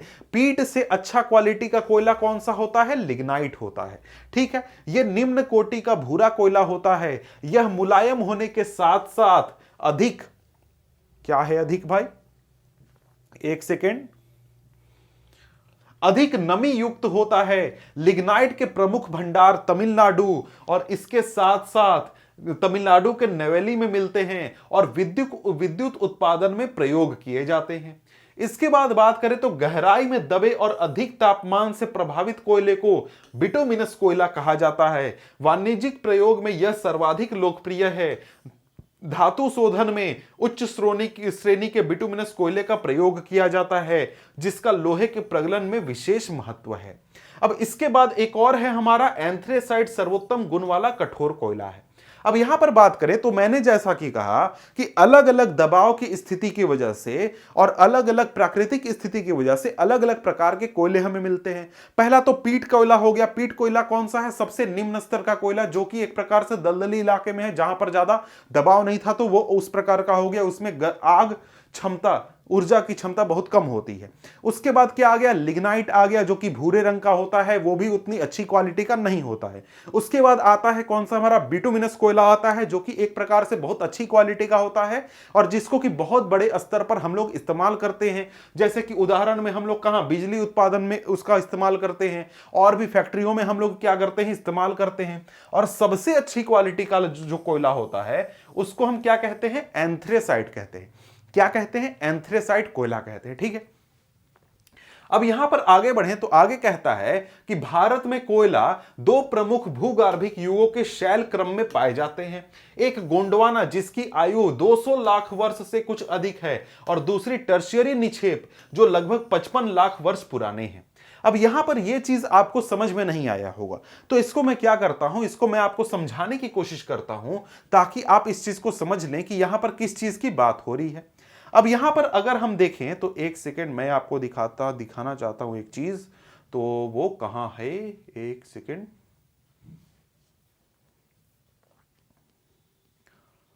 तो यहां पर अगर आप देखें तो ये आपको क्या दिखा रहा है? ये अलग अलग जो कालखंड हैं उसको दिखा रहा है। एक आपका क्या है? टर्शरी काल है, इसके बाद जुरासिक काल है, क्रिटेशियस काल है, क्वाटरनरी काल है। तो ये पुराने काल है, मतलब आज से लाख वर्ष पहले, 10 लाख वर्ष पहले, 20 लाख वर्ष पहले। तो टर्शियरी काल जो है इसमें अगर हम देखें तो ये करीब 55 मिलियन ईयर्स अगो, करीब मतलब कि आपको 5.5 करोड़ साल पहले, और ये आपको जो अर्ली ईयर है ये करीब 200 करोड़ साल पहले, 220 करोड़ साल पहले की करीब बात हो रही है। तो यहां पर इस एज की बात हो रही है। मतलब क्या हुआ? मतलब कि एक आपका जुरासिक एज हो गया, जुरासिक एज हो गया, और एक टर्शियरी एज हो गया। अब इसका कहने का मतलब यह है कि भाई देखो यहां पर क्या हुआ, यहां पर जीवाश्म मरने से कोयला बनता है। तो आज के करोड़ों साल पहले जो जीवाश्म मरे वो आ गए, वो इस प्रकार से क्या हो गए? जमीन पर पड़ गए। उनके ऊपर क्या हुआ? उनके ऊपर मिट्टी विट्टी कुछ आ गई, उसके ऊपर पड़ गई, तो एक लेयर बन गया, उसके ऊपर एक परत बन गया, ये कोयले का एक परत हो गया। फिर क्या हुआ? आज के 10 लाख साल पहले वहां पर आकर फिर से इसी जगह पर कोई जीव जंतु मर गए, वो भी आकर यहीं पर पड़ गए, तो उनका भी एक परत बन गया, तो ये भी एक परत हो गया। फिर इसके ऊपर क्या हो गया? फिर इसके ऊपर हमारे मिट्टी वगैरह आ गए, और ये इस प्रकार से हमारा क्या बन गया? परत बन गया। तो यहां पर देख रहे हैं आपको परत बन रहे हैं। एक परत आपको आज के 1 करोड़ साल पहले वाला था, और एक परत 10 लाख साल पहले वाला था, और दोनों परत यहीं पर हैं। तो यही चीज दिखा रहा है कि भाई जो नीचे वाला परत होता है ना, वो काफी साल पुराना होता है, लाखों करोड़ों साल पुराना होता है, जिसकी वजह से उस पर दबाव वगैरह ज्यादा हो जाता है, समय ज्यादा हो जाता है, इसलिए उसकी अच्छी क्वालिटी हो जाती है। यही चीज यहां पर दिखाया जा रहा है कि यहां पर जो हमारे गोंडवाना जो 200 लाख वर्ष पूर्व हैं वो अच्छी क्वालिटी के कोयले हैं। वहीं जो हमारा टर्शियरी निक्षेप वाले कोयले हैं जो कि आज 55 लाख साल पुराने हैं, वो उतनी अच्छी क्वालिटी के नहीं हैं। जैसे गोंडवाना कोयले जो धातु शोधन कोयला है, ये प्रमुख संसाधन आपको कहां से मिलता है? दामोदर घाटी में मिलता है, पश्चिम बंगाल और झारखंड में, झरिया में, रानीगंज, बोकारो में जो महत्वपूर्ण कोयला क्षेत्र हैं। इसके अलावा गोदावरी, महानदी, सोन, वर्धा नदी के घाटियों में भी कोयले के जमाव पाए जाते हैं। ठीक है, अब इसके बाद आगे क्या है? आगे है आपका टर्शियरी कोयला क्षेत्र, जहां पर जो कि आपको कहां मिलता है? उत्तर पूर्वी राज्यों में, मेघालय, असम, अरुणाचल प्रदेश, नागालैंड में पाए जाते हैं।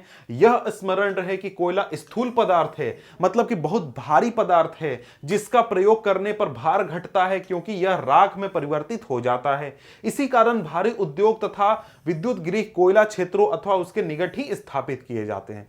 मतलब कि जब भी हम लोग विद्युत गृह, ताप गृह वगैरह बनाते हैं, बिजली घर बनाते हैं कोयले से चलने वाले, तो वो ऐसे जगहों पर बनाए जाते हैं जहां पर कोयले की मात्रा अच्छी मात्रा में उपलब्ध हो। पास में कहीं खदान हो तभी हम वहीं पर नजदीक में हम लोग क्या करते हैं? फैक्ट्री लगाने की कोशिश करते हैं, उत्पादन घर लगाने की कोशिश करते हैं, ताकि कोयले को ढोकर हमें बहुत ज्यादा दूर ना लेकर जाना पड़े। ठीक है, अब इसके बाद बात करें तो इसके बाद क्या है? इसके बाद है हमारा अगला क्या? वो है पेट्रोलियम। अब हम लोग पेट्रोलियम की बात करते हैं तो यहां पर कहता है कि भारत में कोयले के पश्चात ऊर्जा का दूसरा प्रमुख साधन क्या है? पेट्रोलियम या खनिज तेल है। यह ताप व प्रकाश के लिए, ईंधन, मशीनों को स्नेहक और अनेक विनिर्माण उद्योगों में हमारे लिए कारगर होता है या फिर इस्तेमाल में आता है। ठीक है, अब यहां पर आगे बढ़े तो आगे क्या कहता है? आगे यहां पर कहता है कि भाई देखो, ये साथ में क्या करता है? कच्चा माल भी प्रदान करता है। मतलब कि हम लोग जो एक तरीके से स्नेहक इस्तेमाल करते हैं, जो लुब्रिकेंट इस्तेमाल करते हैं, जो हम लोग गाड़ियों में मोबिल वगैरह डालते हैं या फिर और भी जगहों पर जो हम लोग उस प्रकार की ग्रीस वगैरह इस्तेमाल करते हैं, वो किस चीज से बनते हैं? खनिज तेल से बनते हैं, पेट्रोलियम से बनते हैं। और साथ में ये तेल शोधनशालाएं, संश्लेषित वस्त्र, उर्वरक, असंख्य रासायनिक उद्योगों में एक नोडीय बिंदु का काम करता है। आप सोचते होंगे कि भैया पेट्रोलियम है तो उससे केवल पेट्रोल और डीजल बनेगा, ऐसा नहीं है। उससे हमारे जो एक प्रकार से वस्त्र वगैरह बनते हैं, उर्वरक बनते हैं और बहुत तरीके के रसायनों का भी निर्माण होता है। तो इसलिए जो पेट्रोलियम है वो हमारे लिए बहुत ही अत्यंत ही आवश्यक होता है। तो इसलिए इसको ऐसा समझना कि ये बुरी चीज है, ऐसा नहीं है। इससे बहुत सारे हमारे धंधे वगैरह चलते हैं।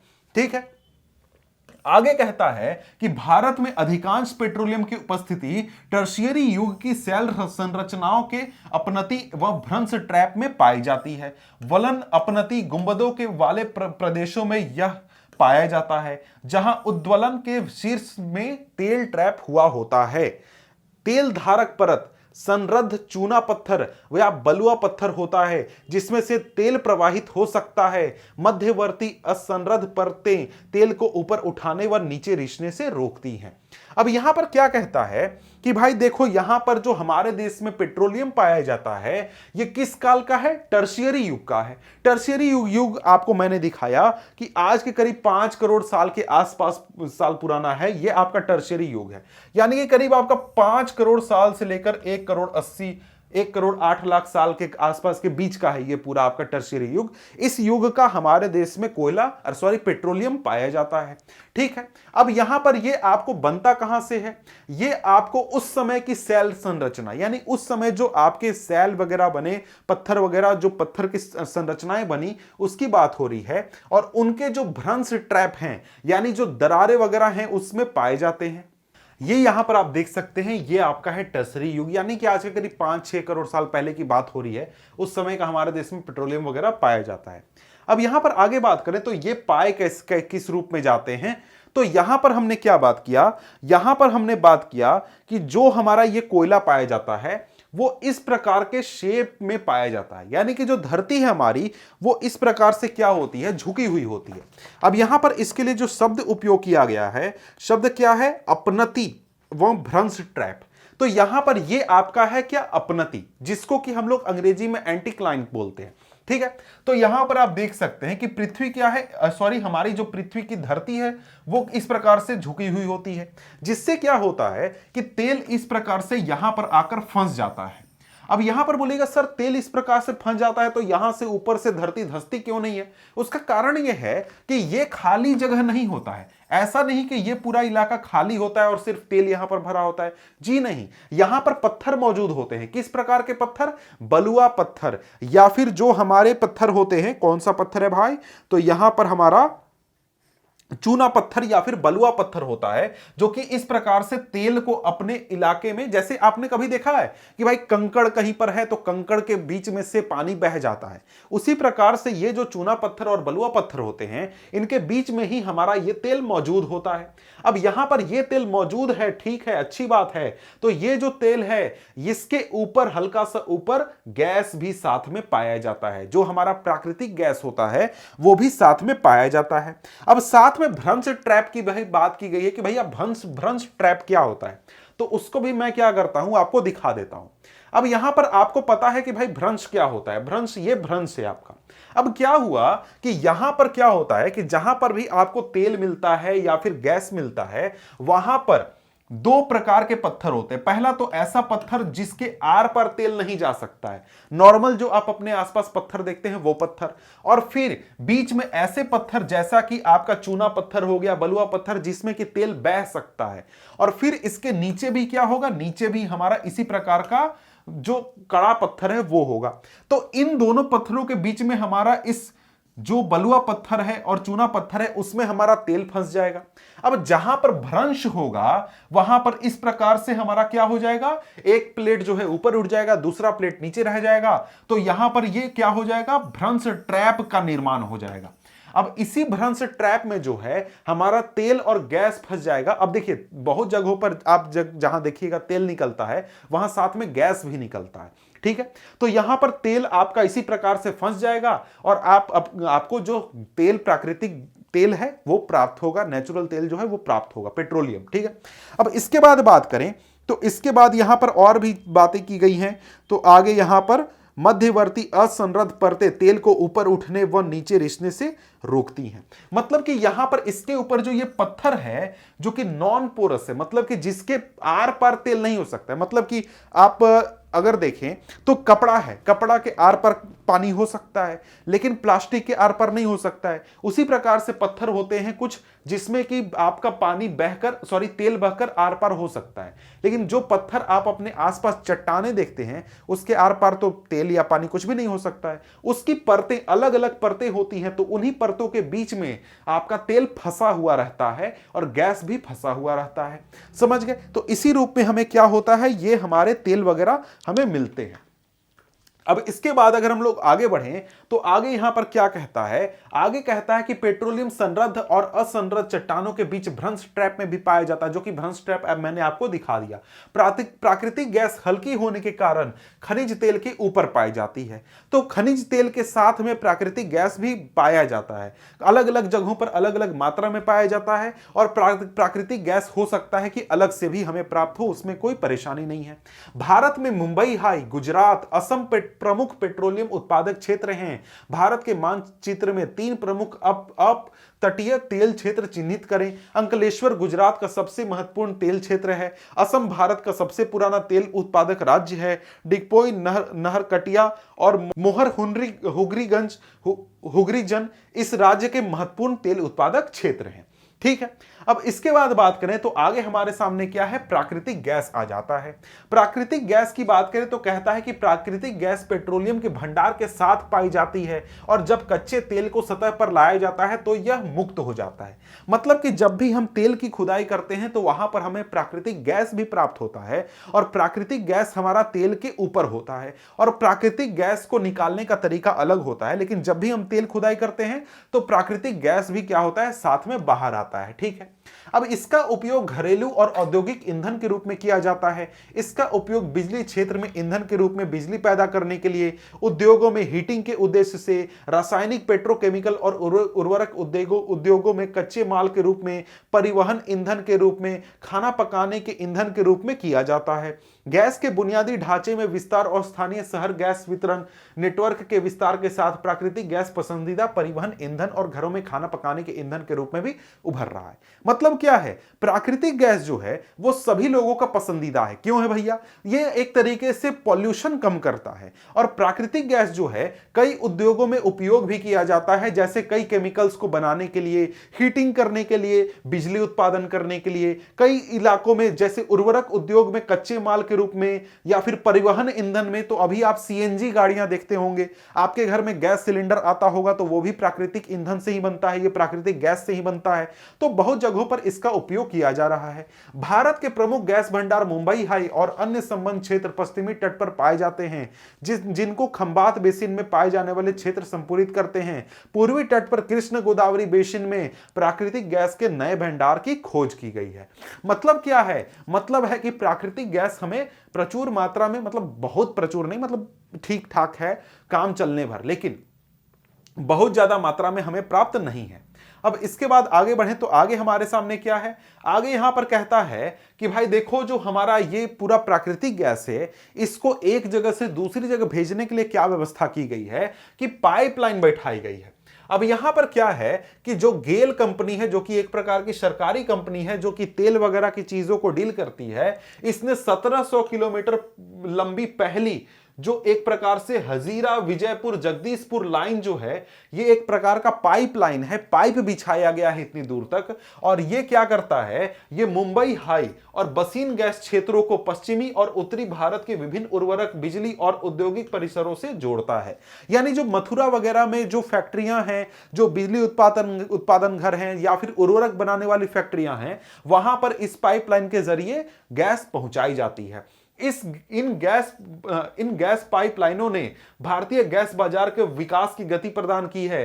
कुल मिलाकर भारत के गैस बुनियादी ढांचों का विस्तार क्रॉस कंट्री पाइपलाइनों के 1700 किलोमीटर से बढ़कर 18,500 किलोमीटर तक 10 गुना से अधिक हो गया है और पूर्वोत्तर राज्यों सहित देश भर के सभी गैस स्रोतों और उपभोक्ता बाजारों को जोड़कर गैस ग्रिड के रूप में जल्द ही 34,000 किलोमीटर से अधिक तक पहुंचने की संभावना है। मतलब कि देश के हर इलाके में पाइपलाइन बिछाए जा रहे हैं, हर शहर तक पाइप के जरिए गैस पहुंचाई जा रही है, ताकि जो लोग हैं उनकी जरूरतों को पूरा किया जा सके, साथ में फैक्ट्रियों की भी जरूरतों को पूरा किया जा सके। अब इसके बाद बात करें तो इसके बाद हमारे सामने क्या है? विद्युत। अब हम विद्युत की बात करने वाले हैं। तो आधुनिक विश्व में विद्युत के अनुप्रयोग इतने ज्यादा विस्तृत हैं कि इसके प्रति व्यक्ति उपभोग को विकास का सूचकांक माना जाता है। मतलब कि कौन से देश के लोग कितना ज्यादा बिजली उत्पादन उपयोग करते हैं, इसको हम सीधे जोड़ते हैं किस चीज से? विकास से। जिस देश के लोग जितना ज्यादा बिजली उत्पादन या फिर बिजली उपयोग करेंगे, उस देश को समझा जाएगा कि वो देश उतना ज्यादा विकसित है। समझ गए? अब यहां पर आगे कहता है कि विद्युत मुख्यतः दो प्रकार से उत्पन्न की जाती है। प्रवाही जल से, जो हाइड्रो टरबाइन चलाकर बिजली उत्पन्न करता है। दूसरा, अन्य ईंधन जैसे कोयला, पेट्रोलियम, प्राकृतिक गैस को जलाने से टरबाइन चलाकर ताप विद्युत उत्पन्न किया जाता है। दो प्रकार से हम बिजली उत्पादन करते हैं। पहला तो हम क्या करते हैं? बांध बनाते हैं, उससे पानी निकालते हैं और पानी से हम लोग क्या करते हैं? टरबाइन घुमाते हैं और बिजली उत्पादन करते हैं। दूसरा हम लोग क्या करते हैं कि कोयला या फिर प्राकृतिक गैस या फिर पेट्रोलियम जलाते हैं, जिससे हम लोग बिजली उत्पादन करते हैं। दो तरीके से हम लोग बिजली उत्पादन कर सकते हैं। तो यहां पर पहला क्या है? पहला है कि भाई तेज बहते जल से जल विद्युत उत्पन्न की जाती है, जो एक नवीकरणीय योग्य संसाधन है। क्यों? क्योंकि जल एक नवीकरणीय योग्य संसाधन है। भारत में अनेक बहुउद्देशीय परियोजनाएं हैं जो विद्युत ऊर्जा उत्पन्न करती हैं, जैसे भाखड़ा नंगल, दामोदर घाटी कॉर्पोरेशन और कोपिली हाइडल परियोजना। ताप विद्युत कोयला, पेट्रोलियम, प्राकृतिक गैस से उत्पन्न की जाती है। ताप विद्युत गृह अनवीकरणीय योग्य जीवाश्मी ईंधन का प्रयोग कर विद्युत उत्पन्न करता है। मतलब कि देखिए, अगर हम विद्युत उत्पन्न कर रहे हैं तो अगर हम पानी से कर रहे हैं तो वो क्या है? नवीकरणीय योग्य। लेकिन अगर हम कोयला, पेट्रोलियम या फिर हम नेचुरल गैस इस्तेमाल कर रहे हैं तो वो अनवीकरणीय योग्य है। अब इसके बाद आ जाता है हमारे सामने क्या? गैर परंपरागत ऊर्जा के साधन। तो इसको भी देखें क्या कहता है ये। तो यहां पर कहता है, ऊर्जा के बढ़ते उपभोग ने देश को कोयला, तेल और गैस जैसे जीवाश्मी ईंधनों पर अत्यधिक निर्भर कर दिया है। गैस व तेल की बढ़ती कीमतों और इनकी संभाव्य कमी ने भविष्य में ऊर्जा आपूर्ति की सुरक्षा के प्रति अनिश्चितताएं उत्पन्न कर दी हैं। मतलब क्या है कि देखिए, आज हमारे देश में जितना ज्यादा उत्पादन हो रहा है, उससे भी ज्यादा खपत है हमारे देश में ऊर्जा का। जैसे आप बिजली को ही देख लें कि भाई पहले कितनी बिजली की खपत थी और आज कितनी ज्यादा बढ़ चुकी है। तो उस वजह से क्या है कि हमारा देश गैस के ऊपर, तेल के ऊपर, कोयले के ऊपर बहुत ज्यादा निर्भर हो चुका है। और साथ में परेशानी ये है कि ये जो कोयला है, तेल है, गैस है, ये आगे के कुछ सालों में खत्म भी हो सकते हैं। तो इस प्रकार की चीजों को लेकर काफी सरकार में या फिर लोगों में भी काफी चिंता है कि भाई भविष्य में हम अपनी ऊर्जा की जरूरतें कैसे पूरी करेंगे। तो उसके लिए लोग जो हैं वो अलग अलग तरीके तलाशते हैं और इस वजह से क्या है कि भाई हमको गैर परंपरागत ऊर्जा के साधन पर ध्यान देने की जरूरत है। अब यहां पर ये जो गैर परंपरागत ऊर्जा के साधन है इसको हम नवीकरण योग्य ऊर्जा संसाधन भी कहते हैं, जैसे कि सौर ऊर्जा हो गया, पवन ऊर्जा, ज्वारीय ऊर्जा, जैविक ऊर्जा, साथ में अवशिष्ट पदार्थ जनित ऊर्जा। ये सारे जो है हमारे लिए जरूरी भी हैं और काफी फायदेमंद भी हैं। फायदेमंद क्यों है? फायदेमंद इसलिए हैं क्योंकि इनसे क्या होता है, जो हमारा पर्यावरण है उसको नुकसान नहीं होता है, हमको एक प्रकार से सीमित ऊर्जा का लाभ मिलता है और साथ में क्या होता है कि हमको एक साफ सुथरी ऊर्जा मिलती है। ठीक है, अब यहां पर सबसे पहले हमारे सामने आ जाता है परमाणु अथवा आणविक ऊर्जा। परमाणु अथवा आणविक ऊर्जा हम क्या करते हैं, अणुओं की संरचना को बदलने से प्राप्त करते हैं।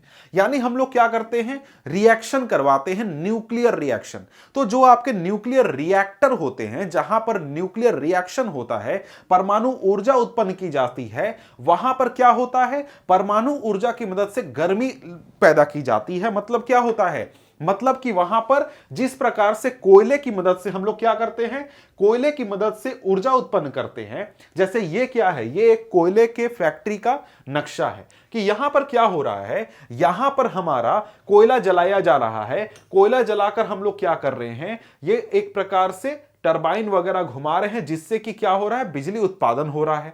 लेकिन यहां पर हम लोग क्या करेंगे, जब भी न्यूक्लियर रिएक्टर यूज करेंगे, जो हम परमाणु ऊर्जा यूज करेंगे, उसमें कोयला की जगह पर हम लोग परमाणु ऊर्जा से ऊष्मा पैदा करेंगे, जिससे कि क्या करेंगे, हम टरबाइन घुमाएंगे और जिससे हमारा बिजली उत्पादन होगा।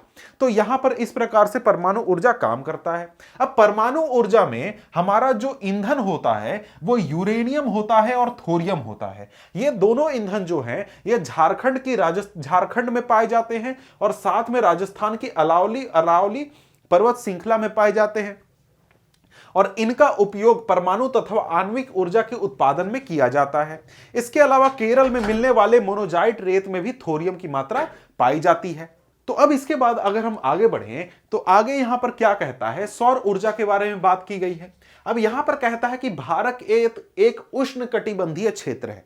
तो उष्णकटिबंधीय क्षेत्र क्या होता है आपको पता होगा, नहीं पता तो मैं क्या करता हूं, शॉर्ट में आपको बता देता हूं।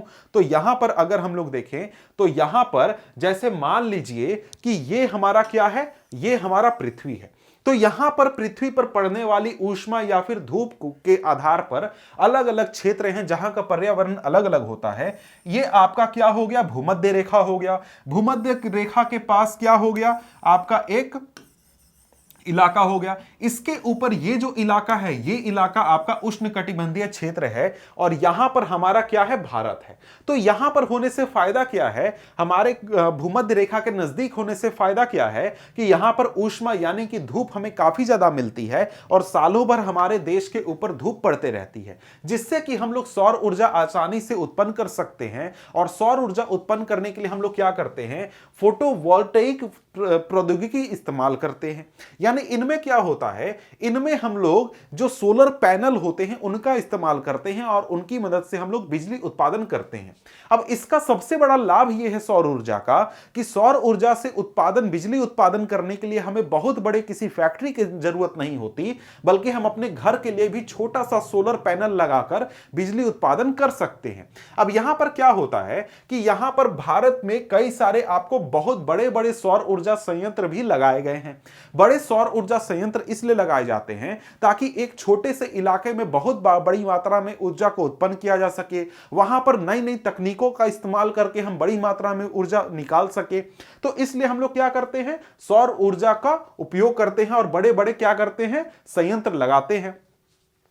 अब यहां पर क्या है कि सौर ऊर्जा का एक फायदा मैंने जैसे कि बताया कि हम लोग क्या करते हैं कि कहीं भी अपना घर के ऊपर गांव में कहीं भी बिजली उत्पादन कर सकते हैं। तो उससे फायदा यह होता है कि जो गांव में रहने वाले लोग हैं उनकी जो निर्भरता है हमारे लकड़ियों के ऊपर वो भी एक तरीके से कम की जा सकती है। जैसे एक यहां पर देख सकते हैं लोगों को कि वो सौर ऊर्जा का उपयोग करके रेडियो वगैरह सुन रहे हैं और भी अपने क्रियाकलाप कर रहे हैं। अब इसके बाद यहां पर बात की गई है पवन ऊर्जा की। तो पवन ऊर्जा के बारे में बात करें तो इससे भी हम बहुत बड़ी मात्रा में बिजली उत्पादन कर सकते हैं, ऊर्जा उत्पादन कर सकते हैं। पवन ऊर्जा में क्या होता है? पवन ऊर्जा में पवन की शक्ति का उपयोग करके बड़े बड़े जो हमारे टरबाइन होते हैं, जो पंखे लगाए जाते हैं, इनको घुमाया जाता है, जिससे कि क्या किया जाता है? बिजली उत्पादन किया जाता है। तो ये जो अगर हम देखें तो ये आपको बहुत बड़ी मात्रा में भारत में उत्पन्न किए जा सकते हैं। क्यों? क्योंकि भारत में अगर हम देखें तो मानसून के जो पवनें बहती हैं और भी कई इलाके हैं जहां पर सालों भर हवाएं बहती रहती हैं। जैसे अगर यहां पर बात की गई है तो यहां पर कहता है कि भारत में पवन ऊर्जा फार्म के विशालतम पेटी तमिलनाडु के नागरकोइल से मदुरई तक अवस्थित है। इसके अतिरिक्त आंध्र प्रदेश, कर्नाटक, गुजरात, केरल, महाराष्ट्र और लक्षद्वीप में भी महत्वपूर्ण पवन ऊर्जा फार्म है। नागरकोइल और जैसलमेर देश में पवन ऊर्जा का प्रभावी प्रयोग के लिए जाने जाते हैं। मतलब यहां पर बहुत ज्यादा पवन ऊर्जा का उत्पादन किया जा रहा है या फिर कोशिश की जा रही है। इसके अलावा अब बात की गई है बायोगैस की। तो यहां पर कहता है कि ग्रामीण इलाकों में झाड़ियों, कृषि अपशिष्ट, पशुओं और मानव जनित अपशिष्ट के उपयोग से घरेलू उपभोग हेतु बायोगैस उत्पन्न की जाती है। जैविक पदार्थों के अपघटन से गैस उत्पन्न होती है जिसकी तापीय क्षमता मिट्टी के तेल और उपलों और चारकोल की अपेक्षा अधिक होती है। बायोगैस क्या होता है कि यहां पर इस प्रकार से हमारे जो गैस चैम्बर हैं, मतलब कि कमरे जैसे बना दिए जाते हैं, इनमें जो भी हमारे वेस्ट मटेरियल होते हैं, कचरे वगैरह होते हैं, वो हम डालते हैं। किस प्रकार के कचरे? जैसे कि जो अपशिष्ट बचते हैं, यानी कि गाय के गोबर वगैरह हो गए, इंसानी मल मूत्र हो गए, इसके अलावा जो झाड़ियां वगैरह होती हैं उनको डाल दिया जाता है। और जब ये सारे सड़ते हैं, गलते हैं, तो उससे क्या होता है? बायोगैस जनरेट होता है, निकलता है, जिससे कि हम लोग क्या करते हैं? अपने घर में जरूरतों को पूरा करते हैं। अब यहां पर कहता है कि बायोगैस संयंत्र नगर पालिका, सहकारिता और निजी स्तर पर लगाए जाते हैं। पशुओं का गोबर प्रयोग करने वाले संयंत्र ग्रामीण भारत में गोबर गैस प्लांट के नाम से जाने जाते हैं। ये किसानों को दो प्रकार से लाभान्वित करते हैं। कौन कौन से प्रकार? पहला तो हमको ऊर्जा मिल जाता है इससे, और दूसरा क्या होता है कि इसमें एक अच्छा क्वालिटी का उर्वरक भी बनकर तैयार हो जाता है। और बायोगैस अब तक पशुओं के गोबर का प्रयोग करने में सबसे दक्ष है। यह उर्वरक की गुणवत्ता को बढ़ाता है और उपलों और लकड़ी को जलाने से होने वाले वृक्षों के नुकसान से भी रोकता है। इसका फायदा एक और है कि भाई जो वृक्ष वगैरह काटते हैं वो भी काटने नहीं पड़ते, क्योंकि जो इससे गैस निकलता है उससे गैस चूल्हे वगैरह हम चला सकते हैं। इसके बाद बात की जा रही है ज्वारीय ऊर्जा की। अब यहां पर क्या है कि भाई देखिए, ज्वारीय ऊर्जा, जो महासागर में ज्वार उठते हैं उसकी मदद से ऊर्जा उत्पन्न करने की बात यहां पर की जा रही है कि जैसे जो संकरी खाड़ियां होती हैं वहां पर जो आर पार पानी बहते रहता है, उससे क्या होता है? वहां पर बांध बना दिया जाता है। और जब उच्च ज्वार आता है तो इस संकरी नुमा इलाके में क्या होता है? पानी भर जाता है और फिर उससे पानी निकालकर क्या किया जाता है? बिजली उत्पादन किया जाता है। अब यहां पर इसको अगर आपको देखना है तो यहां पर यह तस्वीर अगर आप देखें तो यह तस्वीर है, यहां पर आप देख सकते हैं। यहां पर क्या होता है कि देखिए, यहां पर आप देख रहे हैं कि यह इलाका है, यहां पर क्या है? सॉरी, यह तस्वीर दूसरी है, यह वाला तस्वीर है, यह तस्वीर देखिए। इस तस्वीर में देख रहे हैं कि क्या होता है कि जब समुद्र में ज्वार आता है तो समुद्र का पानी का स्तर ऊपर चला जाता है और यहां पर यह गेट खोल दिया जाता है। गेट खोल दिया जाता है तो पानी अंदर आ जाता है और पानी अंदर आकर भर जाता है और फिर अंदर भर जाता है। तो फिर जब भी ज्वार कम हो जाता है, ज्वार जब नीचे चला जाता है, ज्वार समाप्त हो जाता है, तो पानी को छोड़कर धीरे-धीरे छोड़कर क्या किया जाता है? उससे बिजली उत्पादन किया जाता है। अब ज्वारीय ऊर्जा के कई कई रूप हो सकते हैं। जैसे इस प्रकार से भी यहां पर क्या किया गया है, नई तकनीक है जिसमें कि समुद्र के नीचे इस प्रकार से पंखे लगा दिए गए हैं पवन ऊर्जा के जैसे, और जब भी नदी समुद्र में मूवमेंट होता है, पानी इधर उधर हिलता है, तो ये पंखे हिलते हैं जिससे कि क्या होता है, बिजली उत्पादन होता है। तो कई प्रकार से ज्वार का उपयोग करके बिजली उत्पादन करने की कोशिश की जाती है और यह भी बहुत बड़े स्तर पर इससे हम बिजली उत्पादन कर सकते हैं। अब यहां पर बात करें तो कहता है कि भारत में खंबात की खाड़ी, कच्छ की खाड़ी, पश्चिमी तट, गुजरात में, पश्चिम बंगाल में सुंदरवन क्षेत्र, गंगा के डेल्टा में ज्वारीय ऊर्जा तरंग को पाया जा सकता है। इसके बाद है भूतापीय ऊर्जा। भूतापीय ऊर्जा कहने का मतलब यह है कि देखिए हमारे पृथ्वी पर कई जगह ऐसे होते हैं जहां पर आपको जमीन के नीचे हम लोग क्या कर सकते हैं, भूताप को उपयोग कर सकते हैं। मतलब जमीन के नीचे जो अगर आप जाएं तो क्या होती है, बहुत ज्यादा मात्रा में गर्मी होती है। तो यहां पर क्या होता है, यहां पर हम लोग पृथ्वी के आंतरिक भागों से ताप का प्रयोग करते हैं और यहां से इस प्रकार से विद्युत को उत्पन्न जब किया जाता है तो उसी को हम क्या कहते हैं, भूतापीय ऊर्जा कहते हैं। अब यहां पर देखें तो यहां पर क्या है कि भाई देखिए यहां पर होता क्या है, यहां पर भूतापीय ऊर्जा उत्पन्न करने के लिए हम लोग क्या करते हैं, हम लोग जो हैं वो पानी को, मतलब इस प्रकार से अगर मैं दिखाऊं, तस्वीर होगा एक ख्याल से होना चाहिए, नहीं है तो मैं समझा देता हूं ऐसे ही, उसमें कोई परेशानी नहीं है। यहां पर क्या है कि मान लीजिए ये क्या है, सतह है, पृथ्वी का सतह है। अब पृथ्वी के सतह में हम लोग क्या करेंगे, एक पाइप लगाएंगे, उसको नीचे इस प्रकार से भेज देंगे। अब यहां से हम लोग क्या करेंगे, पानी भेजेंगे, तो नीचे क्या है, गर्मी है, धरती के नीचे क्या है, बहुत गर्मी है। तो ये पानी यहां से आएगा, इस प्रकार से आएगा और यहां गर्म हो जाएगा और ये वाष्प बन जाएगा और इस प्रकार से क्या होगा, ऊपर उठेगा वाष्प के रूप में और उस गर्मी का उपयोग करके हम लोग क्या करेंगे, बिजली उत्पादन करेंगे। तो इस प्रकार से भूतापीय ऊर्जा का उपयोग किया जाता है। अब इसके बाद अगर हम आगे बात करें तो इसके अलावा और भी तरीके से हम लोग क्या करते हैं, भूतापीय ऊर्जा का उपयोग करते हैं, तो वो भी हम देख लेते हैं। तो यहां पर कहता क्या है वो पहले हम देख लेते हैं कि भूतापीय ऊर्जा इसलिए अस्तित्व में होती है क्योंकि बढ़ती गहराई के साथ पृथ्वी प्रगामी ढंग से तप्त होती जाती है। जहां भी भूतापीय प्रवणता अधिक होती है वहां उथली गहराइयों पर भी अधिक तापमान पाया जाता है। ऐसे क्षेत्रों में भूमिगत जल चट्टानों से ऊष्मा का अवशोषण कर तप्त हो जाता है। यह इतना तप्त हो जाता है कि यह पृथ्वी का सतह की ओर उठता है और यह भाप में परिवर्तित हो जाता है। इसी का भाप उपयोग टरबाइन चलाने में और विद्युत उत्पन्न करने में किया जाता है। अब यह तो मैंने एक तरीका बताया कि किस प्रकार से बिजली उत्पादन होता है। दूसरा तरीका क्या होता है कि कई जगहों पर क्या होता है कि भाई आपको जो पृथ्वी का सतह है उसके काफी नजदीक में गर्मी काफी ज्यादा होती है। तो पृथ्वी के सतह के नजदीक में गर्मी ज्यादा होने की वजह से क्या होता है, यहां के आसपास जो पानी वगैरह मौजूद होते हैं वो गर्म हो जाते हैं, इतने ज्यादा गर्म हो जाते हैं कि ये पृथ्वी के सतह पर इस प्रकार से आ जाते हैं और यहां पर एक झरना या फिर फुआरा के रूप में ये पानी को बाहर छोड़ते हैं, भाप के रूप में। और इस गर्मी का उपयोग करके भी हम क्या कर सकते हैं, टरबाइन घुमा सकते हैं और बिजली का उत्पादन कर सकते हैं। तो यहां पर यह भी एक तरीका है बिजली उत्पादन करने का भूतापीय ऊर्जा से। अब यहां पर आगे कहें तो आगे कहता है भारत में सैकड़ों गर्म पानी के चश्मे हैं जिनका विद्युत उत्पादन में प्रयोग किया जा सकता है। भूतापीय ऊर्जा के दोहन के लिए भारत में 2 प्रायोगिक परियोजनाएं शुरू की गई हैं। एक हिमाचल प्रदेश में मणिकरण के निकट पर्वतीय घाटी में स्थित है और दूसरा लद्दाख में पूंगा घाटी में स्थित है। ठीक है, आगे अब हमारे सामने आ जाता है ऊर्जा का संरक्षण। ऊर्जा संसाधनों का संरक्षण का मतलब यही है कि भैया देखो ऊर्जा जो है हमारे लिए बहुत ही महत्वपूर्ण है और हमें सीमित मात्रा में अवेलेबल है, तो इसलिए हम लोग को क्या करना है, ऊर्जा संसाधनों का संरक्षण करना। यहां पर कहता है कि आर्थिक विकास के लिए ऊर्जा एक आधारभूत आवश्यकता है। राष्ट्रीय अर्थव्यवस्था के प्रत्येक सेक्टर, कृषि, उद्योग, परिवहन, वाणिज्य, घरेलू आवश्यकताओं की पूर्ति के लिए ऊर्जा अत्यंत ही महत्वपूर्ण है। आपको पता है कि भैया ऊर्जा नहीं रहेगा तो हम लोग कुछ नहीं करने पाएंगे। हम लोग का टीवी, बॉल, कैमरा, आपका मोबाइल कुछ नहीं चलेगा और आपके लिए कुछ काम का नहीं रहेगा। तो ऊर्जा हमारे लिए अत्यंत ही महत्वपूर्ण है और इसलिए स्वतंत्रता प्राप्ति के पश्चात क्रियान्वित आर्थिक विकास की योजनाओं को चालू रखने के लिए ऊर्जा की बड़ी मात्रा में आवश्यकता थी।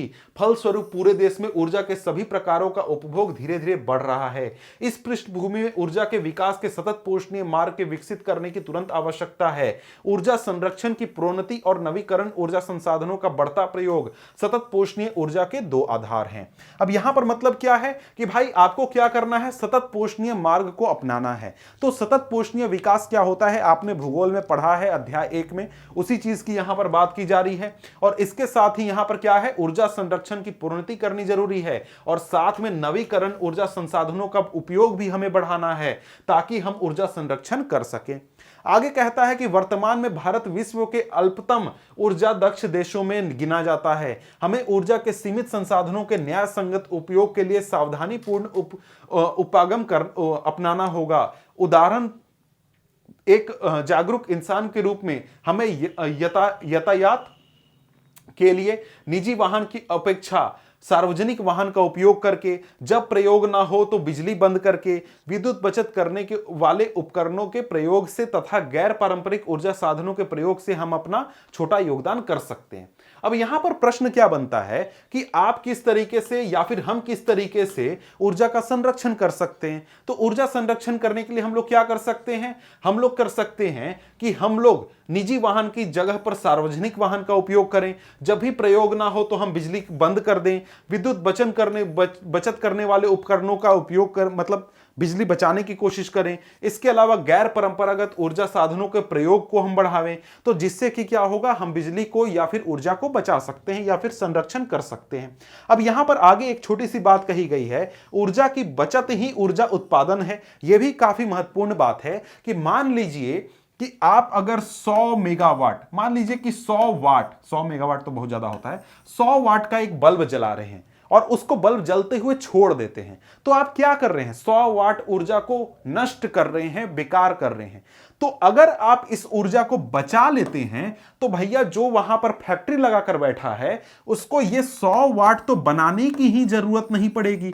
तो उसका एक तरीके से यही मतलब है कि अगर आप बिजली बचत करते हैं तो एक तरीके से आप बिजली की उत्पादन की लागत को ही खत्म कर दे रहे हैं और हमारे लिए क्या है, बिजली जो है या फिर ऊर्जा जो है वो बहुत ही महत्वपूर्ण है। तो यहां पर ये जो अध्याय है ये हमारा समाप्त होता है। मिलते हैं हम आपसे अगले अध्याय में अगले टॉपिक के साथ, तब तक के लिए गुड बाय।